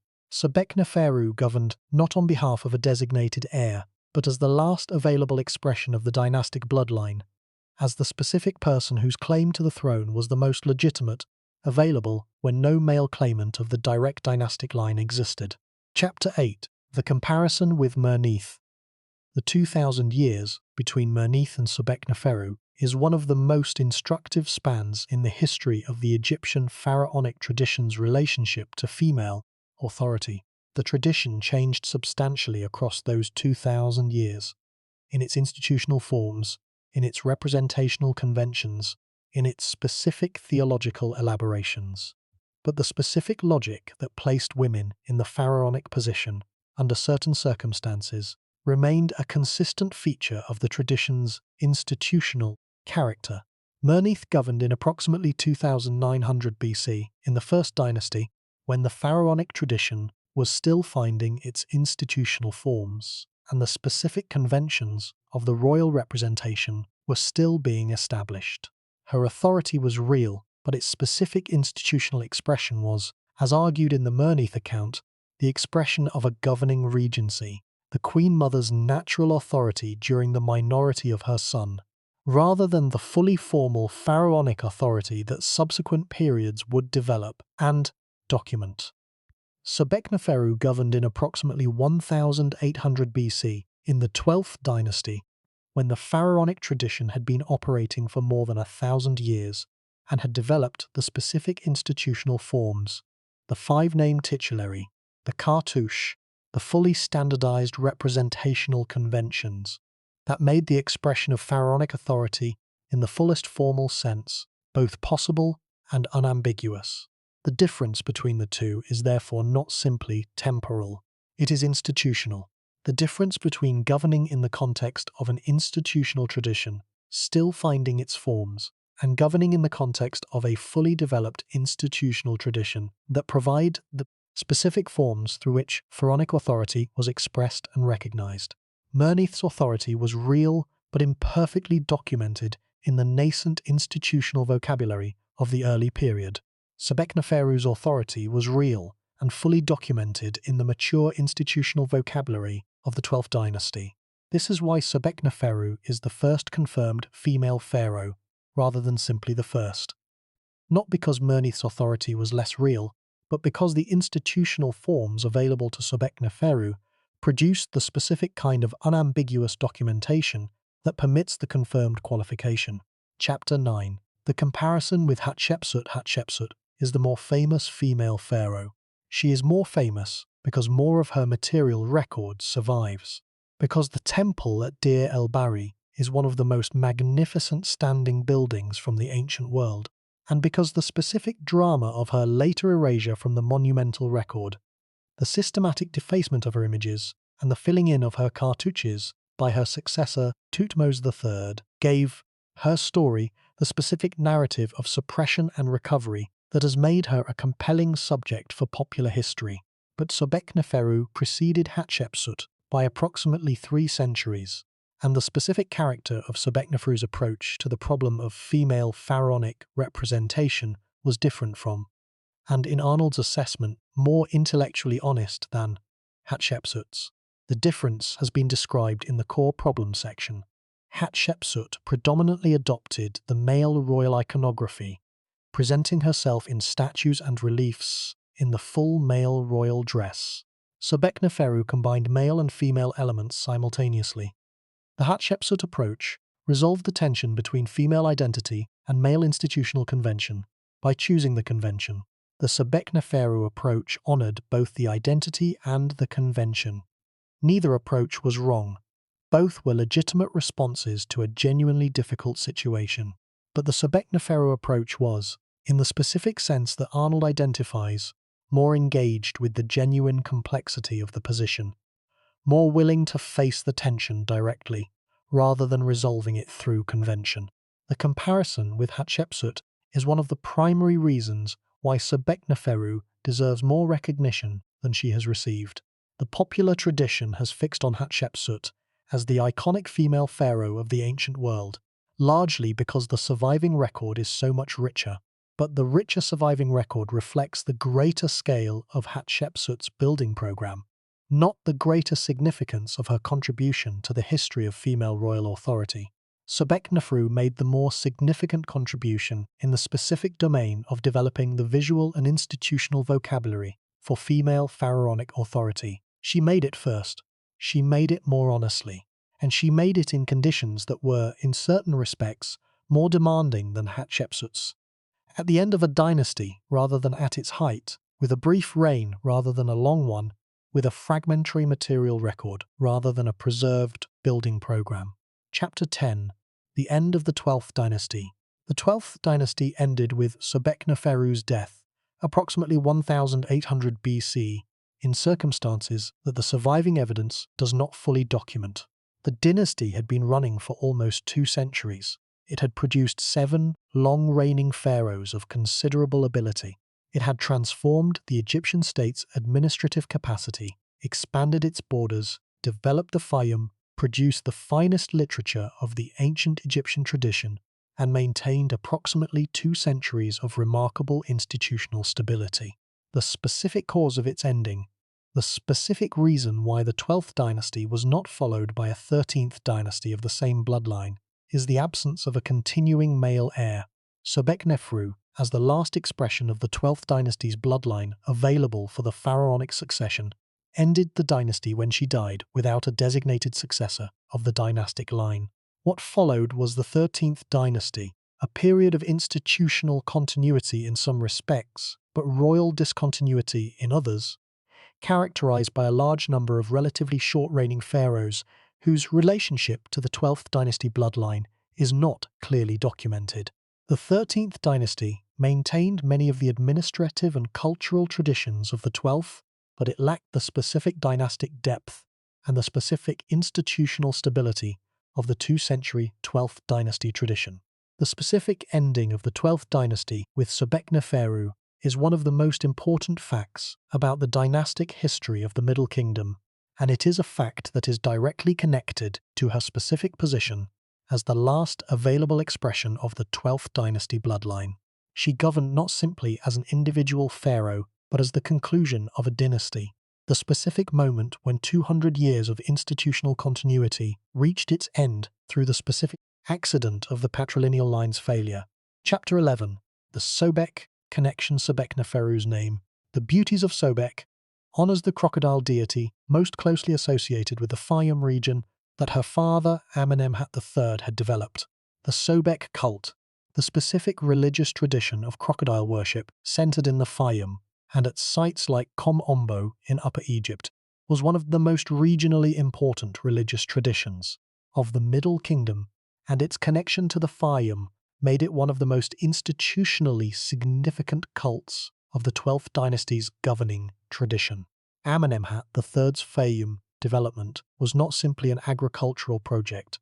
It was simultaneously a religious and an ideological project designed to express the pharaoh's role as the bringer of fertility and abundance to the Egyptian land.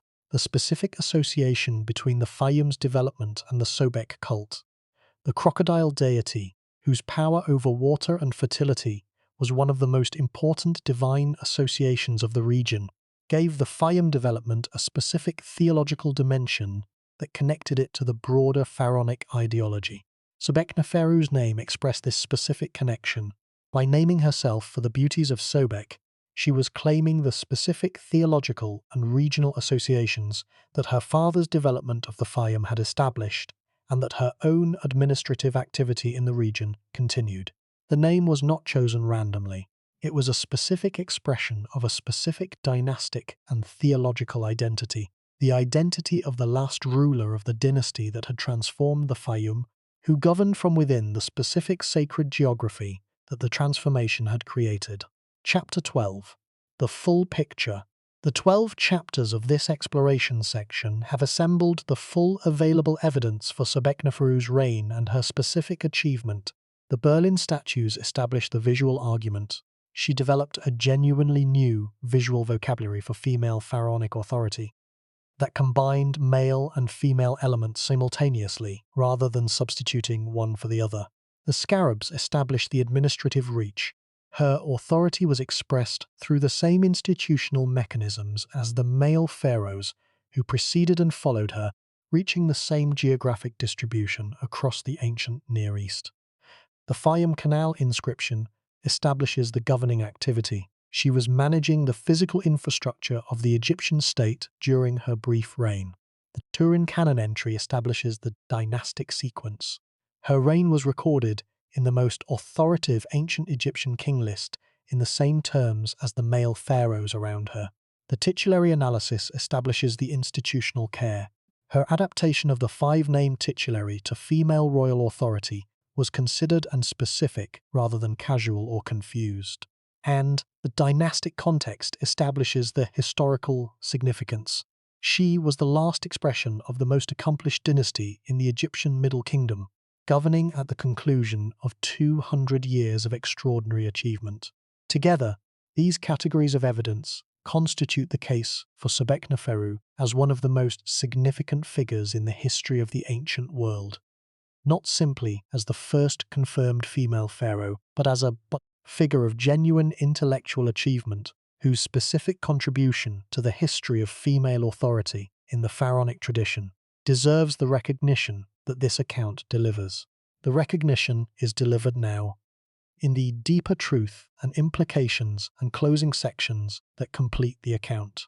The recognition requires one final element before the deeper truth section takes over: the specific question of what happened to Sobekneferu's memory in the subsequent tradition. How the first confirmed female pharaoh was remembered or not remembered by the civilization that she concluded. Chapter 13. Memory and Legacy. The afterlife of Sobekneferu's memory in the Egyptian tradition is a story of selective preservation and systematic underappreciation that is both historically significant and instructive for the understanding of how the pharaonic tradition managed the memory of female rulers. The Turin King Canon preserved her name and her reign length. This is the most important single act of memorial preservation. The placement of her name in the authoritative chronological record alongside all the other pharaohs of the tradition, without annotation or special qualification. The scribes of the 19th dynasty who compiled the Turin Canon did not erase Sobekneferu from the record. They simply recorded her as a pharaoh among pharaohs. The Saqqara king list, another ancient king list, compiled during the reign of Ramesses II and preserved in the Louvre, does not include Sobekneferu. The absence from the Saqqara list, which preserves a selected rather than comprehensive record of pharaohs, may reflect a specific decision to omit female pharaohs from the curated tradition, or may reflect the specific selection criteria of that particular list's compiler. But the absence, combined with the presence in the Turin Canon, illustrates the specific character of the ancient tradition's engagement with female pharaonic memory, present in the comprehensive documentary record, absent from the curated monumental tradition. The subsequent Egyptian tradition largely forgot Sobekneferu. The New Kingdom pharaohs who built the great temples at Karnak and Luxor did not include her in their commemorative programs. The classical writers who discussed Egyptian history did not mention her by name. And the modern popular tradition, following the lead of the ancient monumental record rather than the ancient documentary record, has largely treated Hatshepsut as the effective beginning of the tradition of female pharaonic authority, rather than recognizing the 3-century gap between Sobekneferu and Hatshepsut. This pattern of selective memorial preservation, the comprehensive documentary record preserving her name, while the curated monumental tradition overlooked her, is one of the most important facts about Sobekneferu's legacy. It explains why she is less known than Hatshepsut, and it illustrates the specific mechanism by which the memory of pioneering figures is often less well preserved than the memory of subsequent builders who worked in more monumental forms. Chapter 14. The Pioneer and the Builder. The series' recurring theme, the distinction between the pioneer who does the foundational work and the builder who develops it in more visible form, finds one of its most instructive expressions in the relationship between Sobekneferu and Hatshepsut. Sobekneferu was the pioneer. She faced the problem of female pharaonic representation for the first time in its fully formal, institutional sense. The first time a woman was the unambiguous ruling pharaoh, with the full 5-name, titulary, the cartouche, and the institutional authority of the pharaonic position. She developed the first available solution, the combination of male and female elements that expressed both identities simultaneously. She governed for 3 years and 10 months under difficult dynastic circumstances at the end of a great dynasty. Hatshepsut was the builder. She came to the problem 3 centuries later, with a longer reign, more resources, and the specific precedent that Sobekneferu had set, she developed a different solution, the predominantly male royal iconography, and built on that solution one of the most extensive and most impressive material records of any female pharaoh in the history of the ancient world. The temple at Deir el-Bahari, the obelisks at Karnak, the expeditions to Punt, the extensive sculptural program, both figures were remarkable, both deserve recognition. But the popular tradition's focus on Hatshepsut at the expense of Sobekneferu reflects a specific and important distortion, the systematic undervaluation of the pioneer relative to the builder in the popular telling of history. The pioneering work is often harder than the building work. Sobekneferu faced a problem that had not been solved before and had to develop a solution from scratch in a brief reign at a difficult dynastic moment. Hatshepsut faced the same problem with the benefit of Sobekneferu's precedent, with a longer reign at the height of a powerful dynasty, and with the resources to build in the monumental form that generates the extensive surviving record. The more visible achievement is not always the more significant one. The more extensively documented figure is not always the more important one. This is the specific lesson that the Sobekneferu-Hatshepsut comparison teaches, and it is a lesson that this series has been identifying consistently across its examination of the most important figures in the Egyptian civilizational tradition. Chapter 15. The significance of Sobekneferu's achievement, stated in its most concentrated form, is this. She was the first person in the history of the ancient world who was unambiguously the ruling pharaoh of Egypt, while also being unambiguously female, and whose response to the specific challenge of combining these two identities was more intellectually honest and more genuinely innovative than any subsequent approach to the same challenge. The honesty was in the combination, the refusal to simplify the genuine complexity of her position by adopting a convention that would have resolved the tension at the cost of erasing one dimension of her identity. The innovation was in developing the specific new visual and institutional vocabulary that expressed the complexity directly. These qualities, honesty and innovation in the face of genuine complexity, are the qualities that this series has consistently identified as the marks of the most significant figures in the history of the Egyptian civilizational tradition. And they are the qualities that justify placing Sobekneferu alongside Den, Kasekemwi, Usakaf, Nusere, Maneth, and the other significant figures this series has examined as one of the most genuinely important individuals in the 5,000-year arc of the tradition. She ruled for 3 years and 10 months. She left 3 headless limestone torso fragments in Berlin, a few dozen scarabs distributed across the ancient Near East, an inscription on a Fayum canal, and an entry in the Turin King canon. Her material record is modest. Her achievement was not. The deeper truth follows now. It develops the full significance of what the 12 chapters of this section have established. The deeper truth is the most important element of this account. The specific insight that the 15 chapters of the exploration section have been building toward. It is the recognition that goes beyond the specific historical facts. Who was Sobekneferu? What did she do? What evidence survives for her reign? To the broader significance of what those facts mean for the understanding of the ancient world and the understanding of the tradition this series has been tracing. That significance, developed in the full depth it deserves, is what Section 5 now provides. The exploration is complete. The evidence has been assembled, the achievement has been assessed, and the deeper truth about the pioneer and the builder, about the honest engagement with genuine complexity, about the first confirmed female pharaoh, and what her specific approach to the challenge of her position means, is what follows now in the section that completes the argument of this account. Section 5 follows immediately. It is the culmination of everything the exploration section has established. It delivers the recognition that the evidence demands and the underappreciation has denied. 3,800 years of waiting. The recognition begins now. The recognition delivered in Section 5 is built on the 15 chapters assembled in this section. Each chapter contributed a specific dimension to the full picture. Together they constitute the most complete available account of Sobekneferu's reign and achievement, and together They make the case for the specific verdict this account delivers, that she was not simply an interesting historical curiosity, but one of the most genuinely significant figures in the history of the ancient world's engagement with the questions of gender, authority, and institutional representation. That verdict, and the full development of its significance, is what the deeper truth section now provides. Beginning immediately, with the full force of the evidence assembled in the 15 chapters above.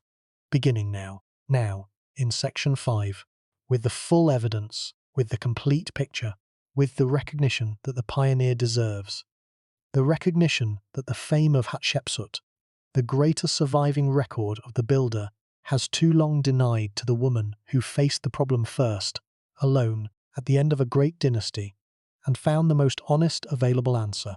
Her name was Sobekneferu, the beauties of Sobek, the first confirmed female pharaoh in the history of the ancient world, the pioneer of female pharaonic representation. Section 5 follows, the deeper truth about the pioneer and the builder, about what it means to face a genuinely new challenge first, and to develop a genuinely new response, is the most important intellectual contribution this account makes. It is the contribution that places Sobekneferu not simply as an interesting footnote in the history of female pharaonic authority, but as a central figure in the broader history of the Egyptian civilizational tradition's engagement with the questions that most defined its institutional character. Those questions about authority, about identity, about the relationship between the individual and the institutional tradition, are questions that every culture in every period has had to address. The Egyptian pharaonic tradition addressed them with specific institutional forms that express the specific character of each period's engagement with those questions. And Sobekneferu's specific engagement, the combination of male and female elements, the honest acknowledgement of both dimensions of her unprecedented position, is one of the most significant and most underappreciated expressions of the tradition's engagement with those fundamental questions: the significance, the underappreciation, the recognition that ends the underappreciation. All of this is developed in section 5. Beginning now, the questions that Sobekneferu's specific case addresses about identity, authority, institutional representation, and the pioneer versus builder relationship are the questions that make her story not merely historically interesting, but genuinely significant for the understanding of how human civilizations engage with the fundamental challenges of governance and self-expression. The Egyptian tradition's specific answers to these questions were expressed in specific visual and institutional forms, and Sobekneferu's specific answers, the most innovative and the most honest of the female pharaonic tradition's approaches to its specific challenge, deserve the recognition this account is delivering. The recognition is now fully prepared. The evidence has been assembled across 15 chapters. The assessment has been stated, and the deeper truth section that follows provides the final, fullest expression of what the recognition means and why it matters. Section 5 begins immediately.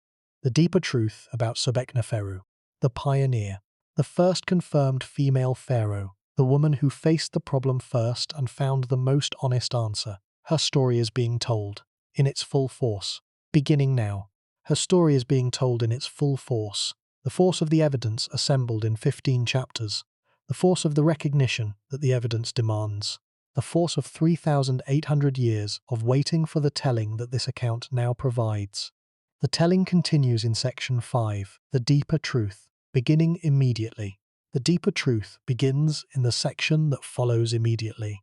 It takes the evidence assembled in these 15 chapters and develops its fullest implications for the history of female authority in the Egyptian tradition, for the understanding of the pioneer versus builder relationship in the history of human institutions, and for the specific recognition that the first confirmed female pharaoh in the history of the ancient world has been waiting to receive.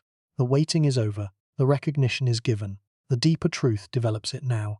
Section 5, the deeper truth, the first confirmed female pharaoh, the pioneer of female pharaonic representation, the woman who combined male and female royal elements simultaneously, because the honest expression of her position demanded it. She was Sobekneferu. She was the pharaoh. The evidence says so without ambiguity, and what that means fully, deeply, in all its historical and human significance, is what Section 5 now delivers.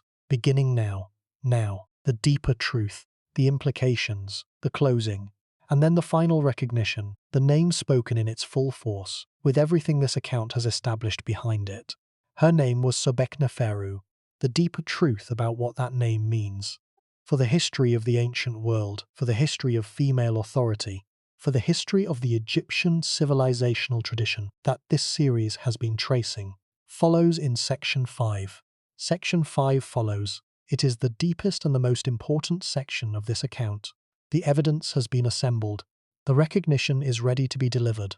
The deeper truth about the pioneer, about the honest engagement with complexity, about the first confirmed female pharaoh, and what her achievement means, follows now. The deeper truth about Sobekneferu is the deeper truth about the pioneer, about what it means to be the first to face a genuinely new challenge, and about why the pioneer's contribution is so often less recognized than the contribution of the builder who comes after. The pioneer's contribution is foundational. It is the work of figuring out, for the first time, how to do something that has not been done before. It requires a specific kind of intellectual courage, the willingness to engage with genuine uncertainty, to develop new forms for new situations, and to accept that the result will not have the comfort of precedent or the validation of established convention. Sobekneferu's contribution was the development of the first genuine, visual, and institutional vocabulary for female pharaonic authority. She faced the problem of how to be simultaneously female and pharaoh in a tradition that had not previously confronted this combination in its fully formal institutional sense. And she found the most honest available solution, the combination of male and female elements that acknowledged both dimensions of her position, rather than resolving the tension by privileging one over the other. This was foundational work. The subsequent tradition, including Hatshepsut's more extensive development of a different solution to the same problem, was building on the foundation that Sobekneferu laid. The foundation is less visible than the building. The pioneer is less famous than the builder, but the foundation is what makes the building possible, and the pioneer is who made the subsequent development of the tradition conceivable. The deeper truth is also about the specific character of the intellectual achievement, the specific quality of the honesty that combined the male and female elements rather than simplifying the combination into one or the other. In a tradition organized around the principle of the divine king, a tradition whose deepest conventions had been developed in the context of male rulers over 2,000 years. The pressure on a female pharaoh to simply adopt the male conventions was enormous. The conventions were there. They were the established vocabulary. Using them would have been the path of least resistance. Sobekneferu did not take the path of least resistance. She engaged with the genuine complexity of her position and developed a response that honored both dimensions of the complexity, the male institutional tradition and the female personal identity, simultaneously. The statues with both the male names and the female dress are the specific evidence of this refusal to simplify. Let that sink in. A woman faced with an unprecedented situation, in a tradition that had every available conventional solution pointing towards simplification, chose the more demanding path of honest engagement with genuine complexity.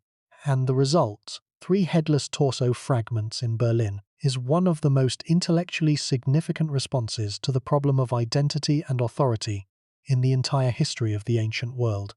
The significance is not simply art historical or Egyptological. It is genuinely philosophical, about the possibility of holding multiple genuine identities simultaneously, without either cancelling the other, and about the specific institutional forms through which such simultaneous holding can be expressed. Sobekneferu expressed it in limestone. The expression has lasted 3,800 years, and the specific intellectual achievement the expression represents has been waiting equally long for the recognition this account delivers. The grief in Sobekneferu's story is the grief of the pioneer who is forgotten when the builder becomes famous. Hatshepsut built on Sobekneferu's precedent and built more visibly. Hatshepsut's temple still stands at Deir el-Bahri. Sobekneferu's statues are torso fragments without heads. The asymmetry of survival reflects the asymmetry of scale. Hatshepsut's longer reign, greater resources, and more extensive building program, but the asymmetry of recognition has gone far beyond what the asymmetry of survival justifies. Sobekneferu deserves to be known alongside Hatshepsut, not simply as a footnote before her. She deserves to be recognized as the founder of the tradition of female pharaonic authority in its fully formal institutional sense.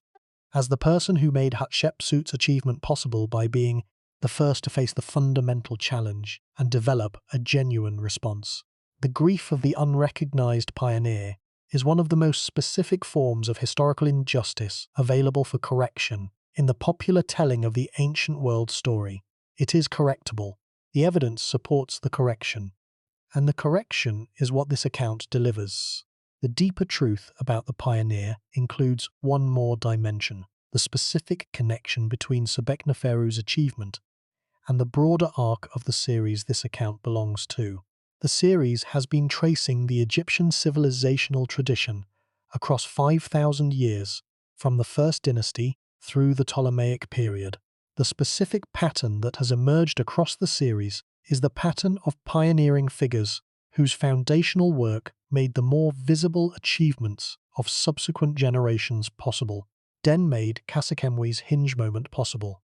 Usakaf made Nuseri's artistic summit possible. Mernith demonstrated the institutional capacity for female governance that Sobekneferu would fully formalize 2,000 years later. Sobekneferu occupies the specific position in this arc of the first fully formal female pharaonic authority, the first expression of female pharaonic rule that used all the institutional forms of the fully developed pharaonic tradition without ambiguity or qualification. She completed a development that had been building across 2,000 years, from Mernith's probable regency through the unnamed female authorities of the intervening periods to her own unambiguous, cartouched sovereignty. And she did so with a specific intellectual honesty that made the completion more significant than a simple accumulation. That completion, and what it means for the arc of the series, is the final element of the deeper truth. The series has reached, with Sobekneferu, the Middle Kingdom's specific contribution to the arc of female authority in the pharaonic tradition. It is the contribution of the fully formal, unambiguous, uncontested pharaonic rule, the cartouche, the titulary, the statues, the scarabs, and it is a contribution made with the specific intellectual quality that this series has been identifying as the mark of the most significant figures in the tradition: honest, innovative, pioneer. First, her name was Sobekneferu. The deeper truth is complete. The implications follow. The deeper truth about the pioneer requires one more dimension of examination: the specific institutional context that made Sobekneferu's pioneering possible, and that illuminates why the same specific situation, the failure of the patrilineal succession line, produced female, pharaonic authority at specific moments across the Egyptian tradition, while the tradition otherwise remained organized around male succession. The Egyptian pharaonic tradition was not a tradition committed to male succession in the absolute exclusionary sense that some other ancient governing traditions were. It was a tradition committed to dynastic continuity, to the maintenance of the specific bloodline whose claim to the divine kingship the tradition recognized. When that continuity could be maintained through the male line, it was. When it could not, when the male line failed, the tradition had the institutional flexibility to accommodate other expressions of dynastic legitimacy. Sobekneferu was the most dynastic ally legitimate claimant available when Amenemhat IV died without a male heir. Her claim was not based on her being female. Her claim was based on her being the daughter of Amenemhat III, the most recent direct expression of the 12th dynasty bloodline.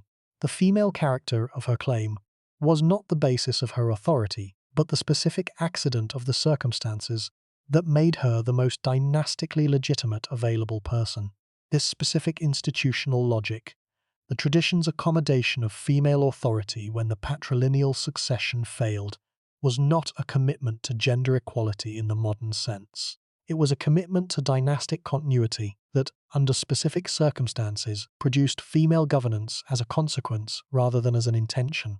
The tradition was not trying to create female pharaonic authority. It was trying to maintain dynastic continuity, and maintaining it in the specific circumstances of Sobekneferu's succession required placing a woman on the throne.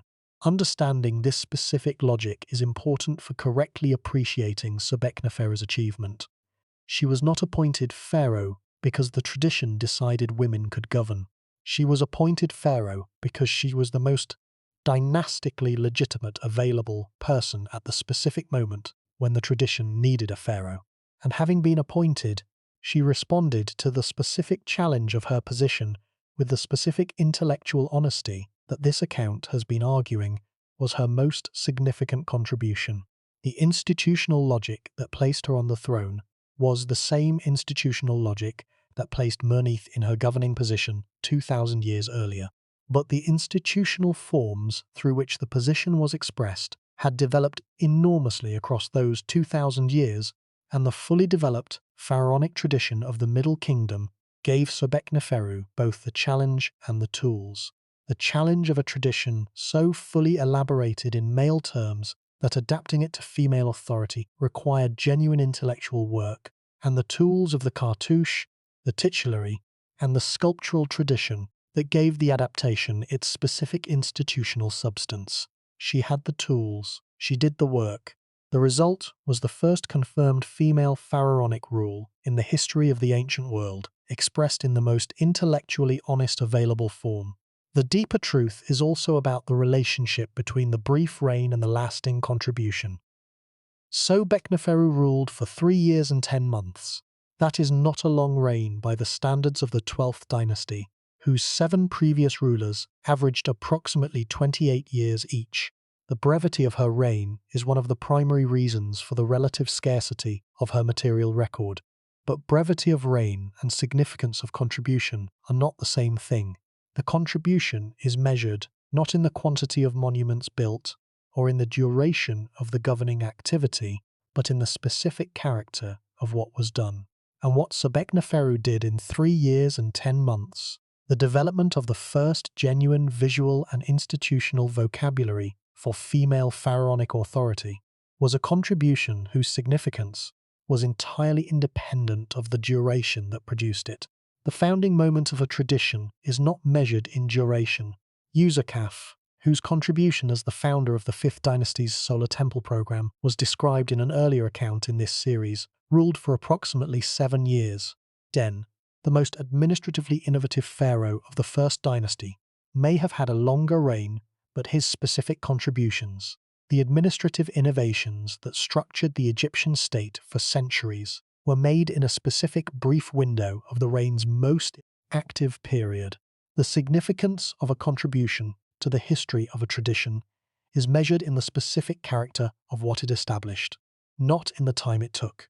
Sobekneferu's 3 years and 10 months established the first fully formal female pharaonic authority in the history of the ancient world, and developed the most honest available visual vocabulary for expressing that authority. That is the specific character of her contribution, and that character justifies the recognition this account delivers. The recognition of a pioneer whose brief reign contained the foundational moment of one of the most important traditions in the history of the Egyptian civilizational arc. The deeper truth is complete. The implications follow. One final dimension of the deeper truth requires articulation before the implications section takes over. The specific connection between Sobekneferu's story and the series' central recurring argument. This series has been arguing, across 15 accounts and more than 350,000 words, that the most consequential contributions to the Egyptian civilizational tradition were made by figures who worked at the foundations rather than at the monuments, who did the pioneering work that made subsequent more visible achievements possible, and whose specific contributions have been systematically undervalued in the popular telling of the ancient world story, because the foundations are always less visible than the buildings. Den invented administrative forms that the subsequent Old Kingdom built on without crediting the inventor. Usakaf founded the solar temple tradition that Nusere brought to its famous artistic peak without the founder receiving a fraction of the attention the peak receives. Mernith maintained the institutional foundations of the First Dynasty through its most vulnerable transition, without the maintainer receiving the credit due. Sobekneferu is the clearest expression of this pattern in the domain of female pharaonic authority. She pioneered, she founded, she developed the forms, and Hatshepsut built on those forms 3 centuries later in ways that generated the monumental record that the popular imagination has fixed on as the defining expression of the tradition. The pattern is now visible across the full arc of the series, and Sobekneferu's place in the pattern as the pioneer of female pharaonic representation, the first confirmed female pharaoh, whose contribution made Hatshepsut's more extensively documented achievement possible, is the specific contribution that this account's placement in the series was designed to illuminate. The illumination is complete, the deeper truth is fully stated, the implications follow. The implications follow now. They develop the broader consequences of the deeper truth for the understanding of the Egyptian civilizational tradition, for the understanding of the pioneer versus builder relationship in the history of human institutions, and for the specific place of this account in the series whose argument it extends and completes. Before the implication section begins, one final formulation of the deeper truth in its most concentrated form. Sobekneferu was the first. She was first in the specific sense that matters most, the first person who was unambiguously the pharaoh of Egypt, while also being unambiguously female, and who expressed that unprecedented combination in the most intellectually honest available form. She faced the problem that no one had faced before. She developed the solution that no one had developed before. She did it briefly, at a difficult dynastic moment, with limited resources compared to the pharaonic tradition at its height, and the result was one of the most genuinely significant contributions to the history of female authority in the ancient world. A contribution made in 3 years and 10 months, expressed in 3 headless torso fragments, and a few dozen scarabs and a canal inscription and a Turin canon entry. The contribution is significant. The recognition is due. The implications section delivers it. Beginning now, the implications section. Now, with the full force of the deeper truth behind it, and with the specific recognition that the pioneer deserves. Clear, evidence-based, and long overdue. 3,800 years overdue. The recognition begins now. The deeper truth in its complete form. Sobekneferu developed the first genuine vocabulary for female pharaonic authority. Her combination of male and female elements was the most honest available response to the unprecedented challenge of her position. She preceded Hatshepsut by 3 centuries and made Hatshepsut's achievement conceivable. She was the pioneer whose foundational work the builder's more extensive record has obscured, and the recognition of the pioneer's contribution, delivered in the implication section and the closing, is the most important single thing this account accomplishes. That accomplishment is now being delivered in the implications section, beginning now. Being delivered now, the implications section, the first of the 2 final sections before the closing. Both are ready, both follow immediately, and they carry, between them, the full recognition that Sobekneferu has been waiting to receive since she governed Egypt approximately 3,800 years ago. The pioneer of female pharaonic representation, the first confirmed female pharaoh in the history of the ancient world, the woman who combined male and female royal elements simultaneously because the honest expression of her position demanded it, the daughter of the greatest pharaoh of the greatest Middle Kingdom dynasty, the last ruler of the 12th dynasty. Her name was Sobekneferu. The implications section begins now. The implication section begins now with the recognition that the pioneer's contribution deserves.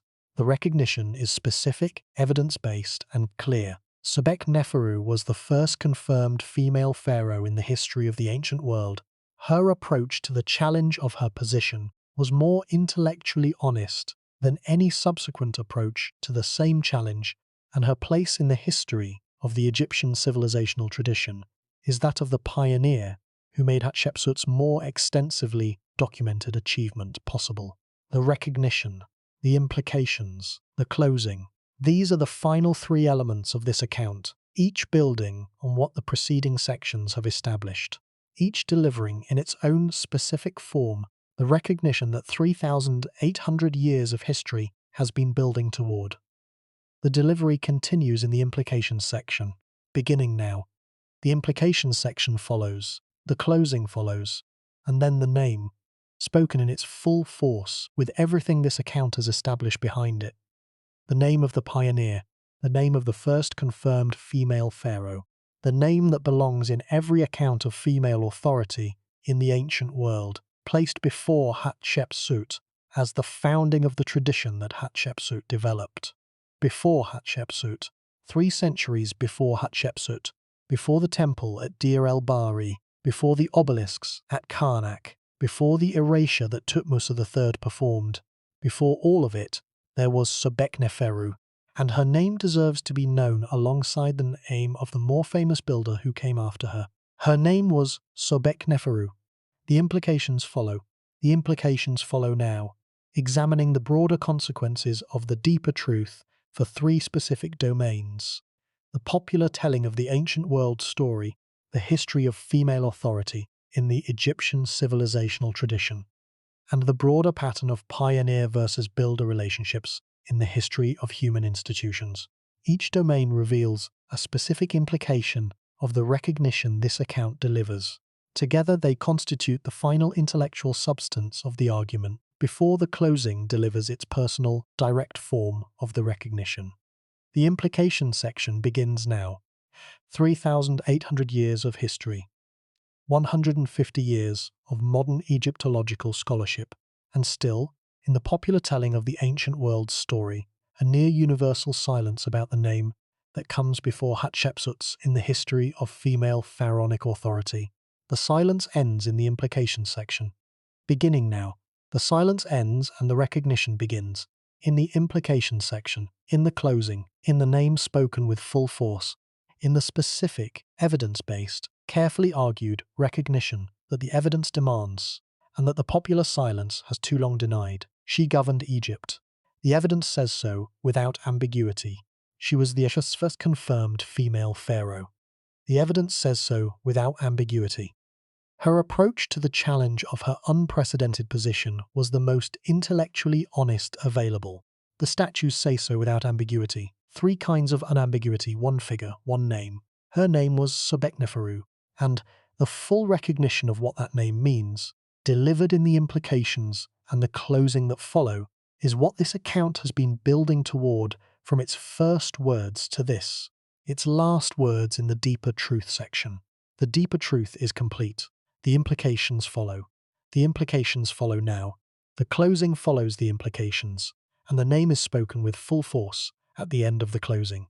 3 sections remaining, 3 dimensions of the recognition, beginning with the implications, the broader consequences, the corrected narrative, the pioneer given her due, and ending with the closing's direct, personal form of the recognition that the evidence demands. The deeper truth is the foundation, the implications are the structure, the closing is the completion. Foundation, structure, completion. The deeper truth is done, the implications begin. The implications begin now. The recognition is being delivered. The pioneer who preceded Hatshepsut by 3 centuries is being given the specific acknowledgement that the evidence demands, and that the popular telling of the ancient world story has too long withheld. 3,800 years. 3 headless torso fragments. 3 years and 10 months of pharaonic authority at the end of the greatest dynasty of the Egyptian Middle Kingdom. Her name was Sobekneferu. The implications follow now. The implication section follows immediately. It examines the 3 domains where Sobekneferu's story has the most consequential implications. The popular historical narrative of female authority in the ancient world, the specific history of the Egyptian pharaonic tradition's relationship to female governance, and the broader pattern of the pioneer versus builder relationship in the history of human institutional development. All 3 domains are addressed in the implication section. All 3 yield specific corrections or specific confirmations of what this account has been arguing, and all 3 together constitute the final intellectual substance of the recognition this account delivers. The substance follows. The recognition continues. Her name was Sobekneferu. The implications begin now. Beginning now with the implications section, with the corrected narrative, with the pioneer given her due, with the recognition that has been 3,800 years in coming, and that this account now delivers in full. Full. Now. The implications section begins. The implications section begins with the first and most immediate correction. That Sobekneferu, not Hatshepsut, was the first confirmed female pharaoh of ancient Egypt. That correction, and all the implications that flow from it, are the subject of the section that follows. The implications of Sobekneferu's story are multiple, and they operate at several different levels of generality. From the specific implications for the history of the Egyptian pharaonic tradition, to the broader implications for the understanding of how pioneering contributions are valued and remembered in human institutional traditions. The first and most immediate implication is the correction of the popular narrative. The popular telling of the ancient world story treats Hatshepsut as the first or the defining female pharaoh of ancient Egypt. This treatment is understandable given the asymmetry of surviving evidence, but it is historically misleading. The first confirmed female pharaoh preceded Hatshepsut by 3 centuries. Her name was Sobekneferu, and the specific character of her approach to the challenge of female royal representation was more innovative and more intellectually honest than Hatshepsut's predominantly male iconography approach. The correction of the narrative does not require diminishing Hatshepsut. Her achievements were genuine, and her importance in the history of the Egyptian tradition is undeniable. The correction simply requires adding Sobekneferu to the picture and giving her the specific recognition that the evidence supports. As the pioneer, the first, the woman who faced the fundamental problem and developed the most genuinely honest response. The second implication concerns the series' recurring theme of pioneering figures and their relationship to subsequent builders. Sobekneferu is the clearest available example of this relationship in the domain of female pharaonic authority. She pioneered, Hatshepsut built. The pioneer is less famous, the builder is more visible, but the pioneer made the builder's work possible. This pattern, pioneer less famous than builder, foundation less visible than building, is one of the most important and most persistent patterns in the history of human institutional development. It operates across multiple domains and multiple periods, and recognizing it is one of the most important intellectual contributions a historical account can make. The third implication concerns the specific character of intellectual honesty in the face of unprecedented challenges. Sobekneferu's response to the unprecedented challenge of being simultaneously female and pharaoh was the most honest available response. The combination of both identities, rather than the simplification to either. This quality of intellectual honesty, the willingness to engage with genuine complexity, rather than resolving it through simplification, is a quality that deserves recognition not simply as a historical curiosity, but as a model for how unprecedented challenges might be approached. The fourth implication is about the Egyptian civilizational tradition itself. The tradition that produced Sobekneferu, the 12th dynasty at its height, was one of the most accomplished periods in the history of the Egyptian state. The specific intellectual quality visible in Sobekneferu's approach to her unprecedented position reflects the broader intellectual quality of the tradition that shaped her, a tradition that produced the finest literature of the ancient Egyptian world, the most psychologically complex royal portraiture, and the most institutionally sophisticated governing apparatus of the Middle Kingdom period. She was the product of that tradition. Her approach to the challenge of her position expressed the tradition's characteristic intellectual quality. The quality that is visible in the finest Middle Kingdom literature's engagement with the genuine complexity of the human experience, and in the finest Middle Kingdom royal portrait's honest rendering of the human cost of authority. Sobekneferu's statues are the royal portraits of someone who engaged with the genuine complexity of her own position, with the same honesty that the finest Middle Kingdom portraits engaged with the human complexity of the male pharaohs who preceded her. The tradition produced both. and recognizing Sobekneferu's contribution to the tradition requires recognizing the specific intellectual quality that her statues express, the quality that places her firmly within the finest tradition of Middle Kingdom royal representation. The reflection that this account offers is ultimately this: the history of the ancient world is richer, more varied, and more intellectually significant than the popular telling has typically suggested. The first confirmed female pharaoh was not a curiosity or an exception. She was an expression of the pharaonic tradition's deepest intellectual character, the honest engagement with genuine complexity, the refusal to simplify the unprecedented, the willingness to develop new forms for new situations. She was Sobekneferu, she was the pharaoh, and her story deserves its place in the full accounting of the most remarkable civilization the ancient world produced. The first implication is the corrected narrative. The popular telling of the ancient world's story treats Hatshepsut as the first or defining female pharaoh of ancient Egypt.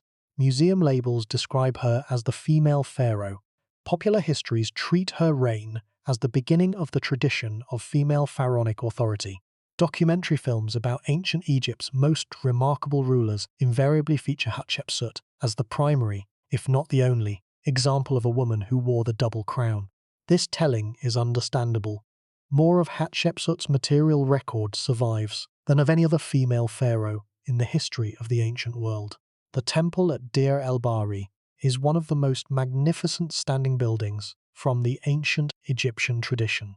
The red granite obelisks at Karnak are among the most famous single monuments of the ancient world. The preserved statues of Hatshepsut, including the extraordinary kneeling figures in the Metropolitan Museum of Art, are among the finest examples of New Kingdom royal sculpture. But the popular telling, however understandable, is incomplete. It begins in the middle of the story, rather than at the beginning. The beginning of the story of female pharaonic authority in the fully formal institutional sense. The first instance of a woman carrying the complete five-name royal titulary, the name in the cartouche, the administrative apparatus of the ruling pharaoh, was not in the 18th dynasty.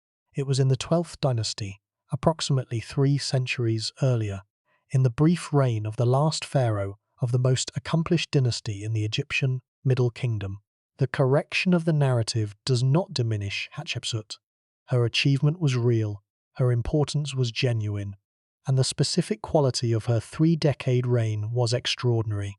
The correction simply adds Sobekneferu to the story, places her before Hatshepsut, where she belongs, as the pioneer whose foundational work preceded the builder's more extensively documented achievement. The second implication concerns the arc of female authority in the Egyptian tradition. The series has examined 3 women in the tradition of female governance: Mernith, the probable 1st dynasty regent; Nitocris, the probably legendary 6th dynasty figure; and now Sobekneferu, the first confirmed female pharaoh of the Middle Kingdom. Together, these 3 figures trace a specific arc across 2,000 years of the tradition's development. From the informal, institutionally ambiguous governance of Mernith, through the legendary elaboration of Nitocris, to the fully formal, unambiguous pharaonic authority of Sobekneferu, the arc is itself instructive. The tradition's accommodation of female authority was not static across the 2,000 years between Mernith and Sobekneferu. It developed, elaborated, and eventually produced the specific institutional forms that allowed female pharaonic authority to be expressed in the fully formal vocabulary of the most developed pharaonic tradition. By the time of Sobekneferu, the tradition had developed the specific forms, the cartouche, the titulary, the sculptural program that could accommodate female rule in the fullest available institutional expression. The development of those forms across 2,000 years was not specifically aimed at accommodating female rule. The forms were developed for male rulers, in the context of male succession, by a tradition that did not anticipate the specific circumstances that would place a woman in the pharaonic position. But when those circumstances arose, as they did with Sobekneferu, the fully developed forms were available for adaptation, and the specific quality of Sobekneferu's adaptation was the most intellectually honest available. The third implication extends the series' recurring argument about the pioneer versus builder relationship to the domain of female authority specifically. The series has been arguing throughout that the most foundational contributions to the Egyptian civilizational tradition have been made by pioneers, whose work was less visible than the builders who came after them. Sobekneferu is the pioneer of female pharaonic representation. Hatshepsut is the builder. The pioneer is less famous. The builder's more extensive record has overshadowed the pioneer's foundational contribution. The recognition of the pioneer is what this account delivers, and it delivers it with the full force of the evidence assembled across 15 chapters of exploration and 3 sections of analysis. The recognition is not a gesture of political correctness or a revision of history for ideological purposes. It is the straightforward correction of an incomplete narrative, the addition of Sobekneferu to the story of female pharaonic authority where the evidence places her at the beginning, 3 centuries before Hatshepsut, as the pioneer whose foundational work made the builder's achievement possible. The fourth implication is for the broader understanding of the Egyptian Middle Kingdom period. The 12th dynasty has been described in this account as one of the most accomplished dynasties in the history of the Egyptian state. The period of the Fayum development, the Nubian fortress construction, the finest Middle Kingdom literature, the most psychologically complex royal portraiture. Sobekneferu's 3 years and 10 months at the end of this dynasty were not a postscript. They were the specific moment when the dynasty's accumulated institutional and cultural achievement found its final and most concentrated expression in the specific challenge of female pharaonic authority and the specific quality of the response that Sobekneferu developed. The accumulated institutional intelligence of 200 years of the 12th dynasty was available to Sobekneferu when she faced the challenge of her position, the specific aesthetic and intellectual traditions of the dynasty, the Middle Kingdom's characteristic engagement with genuine human complexity, its honest rendering of the human cost of authority, were the traditions within which she formed her response. And the response she developed was the product of those traditions, as much as it was the product of her own individual intelligence. She was the end of the 12th dynasty. She was the expression of its finest qualities in their most concentrated, most personally demanding form. And she was the beginning of the tradition of fully formal female pharaonic authority that Hatshepsut would later develop in different and more extensively documented ways. End of a dynasty, beginning of a tradition. The implications of that specific dual character are the fullest expression of what Sobekneferu's story means. The closing follows. It delivers the final recognition. The closing follows now. It is the final recognition. The name spoken with the full force of everything this account has established. The pioneer given her due. The first confirmed female pharaoh, acknowledged in the fullest available form. One final reflection before the closing. The specific quality of Sobekneferu's achievement that is most important for the popular understanding of the ancient world is not the fact that she was the first confirmed female pharaoh. That fact is important, but it is a biographical fact rather than a contribution. The contribution, the specific thing that makes her more than an interesting historical precedent, is the specific quality of her response to the challenge of her position. The statues with both male and female elements, the titulary carefully adapted, the administrative activity maintained across a brief reign at a difficult dynastic moment, the refusal to simplify a genuine complexity by adopting the available conventional solution. These are the specific things that make Sobekneferu genuinely significant rather than simply historically first. And these are the specific things that this account has been working to establish. Through the evidence, through the comparison, through the contextual analysis as the basis for the recognition it delivers. The recognition is now fully prepared. The closing delivers it, beginning now. Now, the closing, the name in its full force, the pioneer acknowledged alongside the builder, the first confirmed female pharaoh in the history of the ancient world, given the recognition she deserves. Her name was Sobekneferu. The closing delivers the recognition. The recognition is delivered in the closing that follows. Beginning now, with the statues in Berlin and the name that belongs in every account of female authority in the ancient world. The statues are in Berlin. They have been in the Berlin Egyptian Museum since the 19th century, when the specific arrangements of the early Egyptological period brought them from the Fayum to the collection that now holds them. 3 torso fragments, all headless, all wearing the specific combination of male and female royal regalia that makes them the most immediately powerful single pieces of evidence for the most intellectually significant brief reign in the history of the ancient Egyptian world. Visit them if you can. Stand in front of them and know what you are looking at. Know that the Nemes headcloth on the figure's head is the specific marker of the pharaonic authority. The same headcloth that Khufu wore, that Thutmose III wore, that every male pharaoh of the Egyptian tradition wore as the marker of the divine kingship. And know that the female dress below it is the specific female court dress of the Middle Kingdom woman, the dress that a queen consort or a royal daughter would wear, but that no previous ruling pharaoh had combined with the Nemes in the specific visual statement that these torso fragments embody, both at once, neither cancelling the other, the honest acknowledgement of the unprecedented. That is what you are looking at in the Berlin Egyptian Museum, in the torso fragments of the first confirmed female pharaoh in the history of the ancient world. The answer to the title question, who was Sobekneferu, the first confirmed female pharaoh, is now as complete as the available evidence allows. She was the last ruling pharaoh of the 12th dynasty of Egypt, governing for approximately 3 years and 10 months at the end of the most accomplished dynasty in the Egyptian Middle Kingdom, approximately 3,800 years ago. She was the daughter of Amenemhat III, the most energetically building pharaoh of the dynasty, and the successor of her brother or close relative Amenemhat IV, who died without a male heir and left the dynastic succession to her.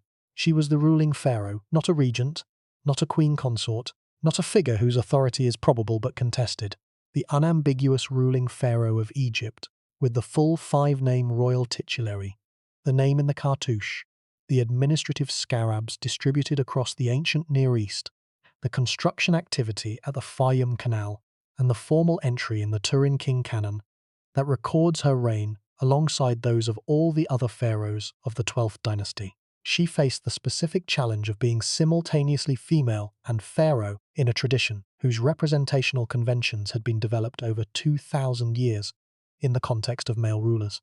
And she responded to that challenge with the most honest available solution, the specific combination of male and female royal elements in her statues that expressed both dimensions of her unprecedented positions simultaneously. This combination, the male Nemes and the female dress, both present, neither cancelled, was the specific visual statement of a specific intellectual achievement, an achievement that preceded Hatshepsut's more extensively documented female pharaonic rule by 3 centuries, an achievement that this series, examining the most significant figures in the Egyptian civilizational tradition, identifies as one of the most genuinely important contributions to the history of that tradition's engagement with questions of gender, authority, and institutional representation. She was the pioneer. Hatshepsut was the builder who came after.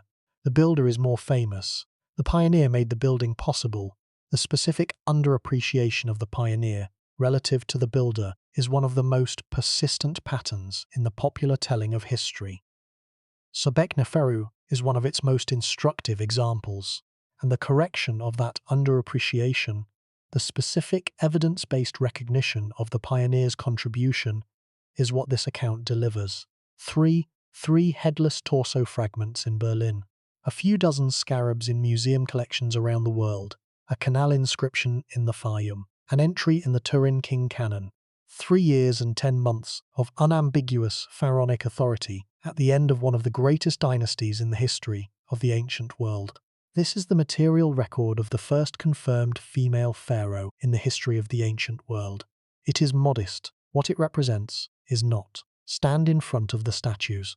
Look at the combination of male and female elements. Know that what you are looking at is the specific visual argument for the possibility of holding multiple genuine identities simultaneously. an argument made in limestone approximately 3,800 years ago by a woman who faced an unprecedented situation and refused to simplify it. She was Sobekneferu, the beauties of Sobek, the last pharaoh of the 12th dynasty, the first confirmed female pharaoh in the history of the ancient world, the pioneer of female pharaonic representation. Her name was Sobekneferu, and now you know it. 3,800 years is a very specific span of time to hold in the mind as genuinely past. The world that Sobekneferu inhabited, the Middle Kingdom Egypt of the 12th dynasty, with its Fayum irrigation canals and its Nubian fortresses and its extraordinary literature, is gone so completely that the most vivid surviving traces of it are the 3 headless torso fragments in Berlin and the administrative scarabs in museum collections around the world. But those traces are enough. They are enough to establish who she was and what she did. They are enough to make the case for the recognition this account has been delivering.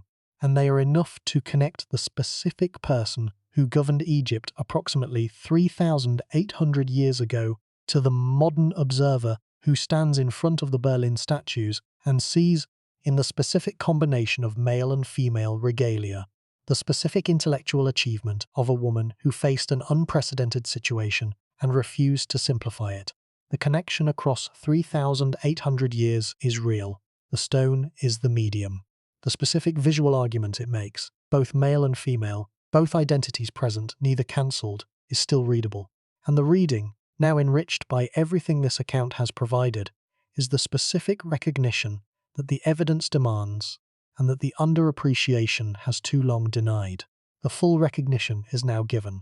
The answer to the title question, who was Sobekneferu, the first confirmed female pharaoh, is delivered in full. She was the daughter of Amenemhat III, the greatest pharaoh of the greatest dynasty of the Egyptian Middle Kingdom.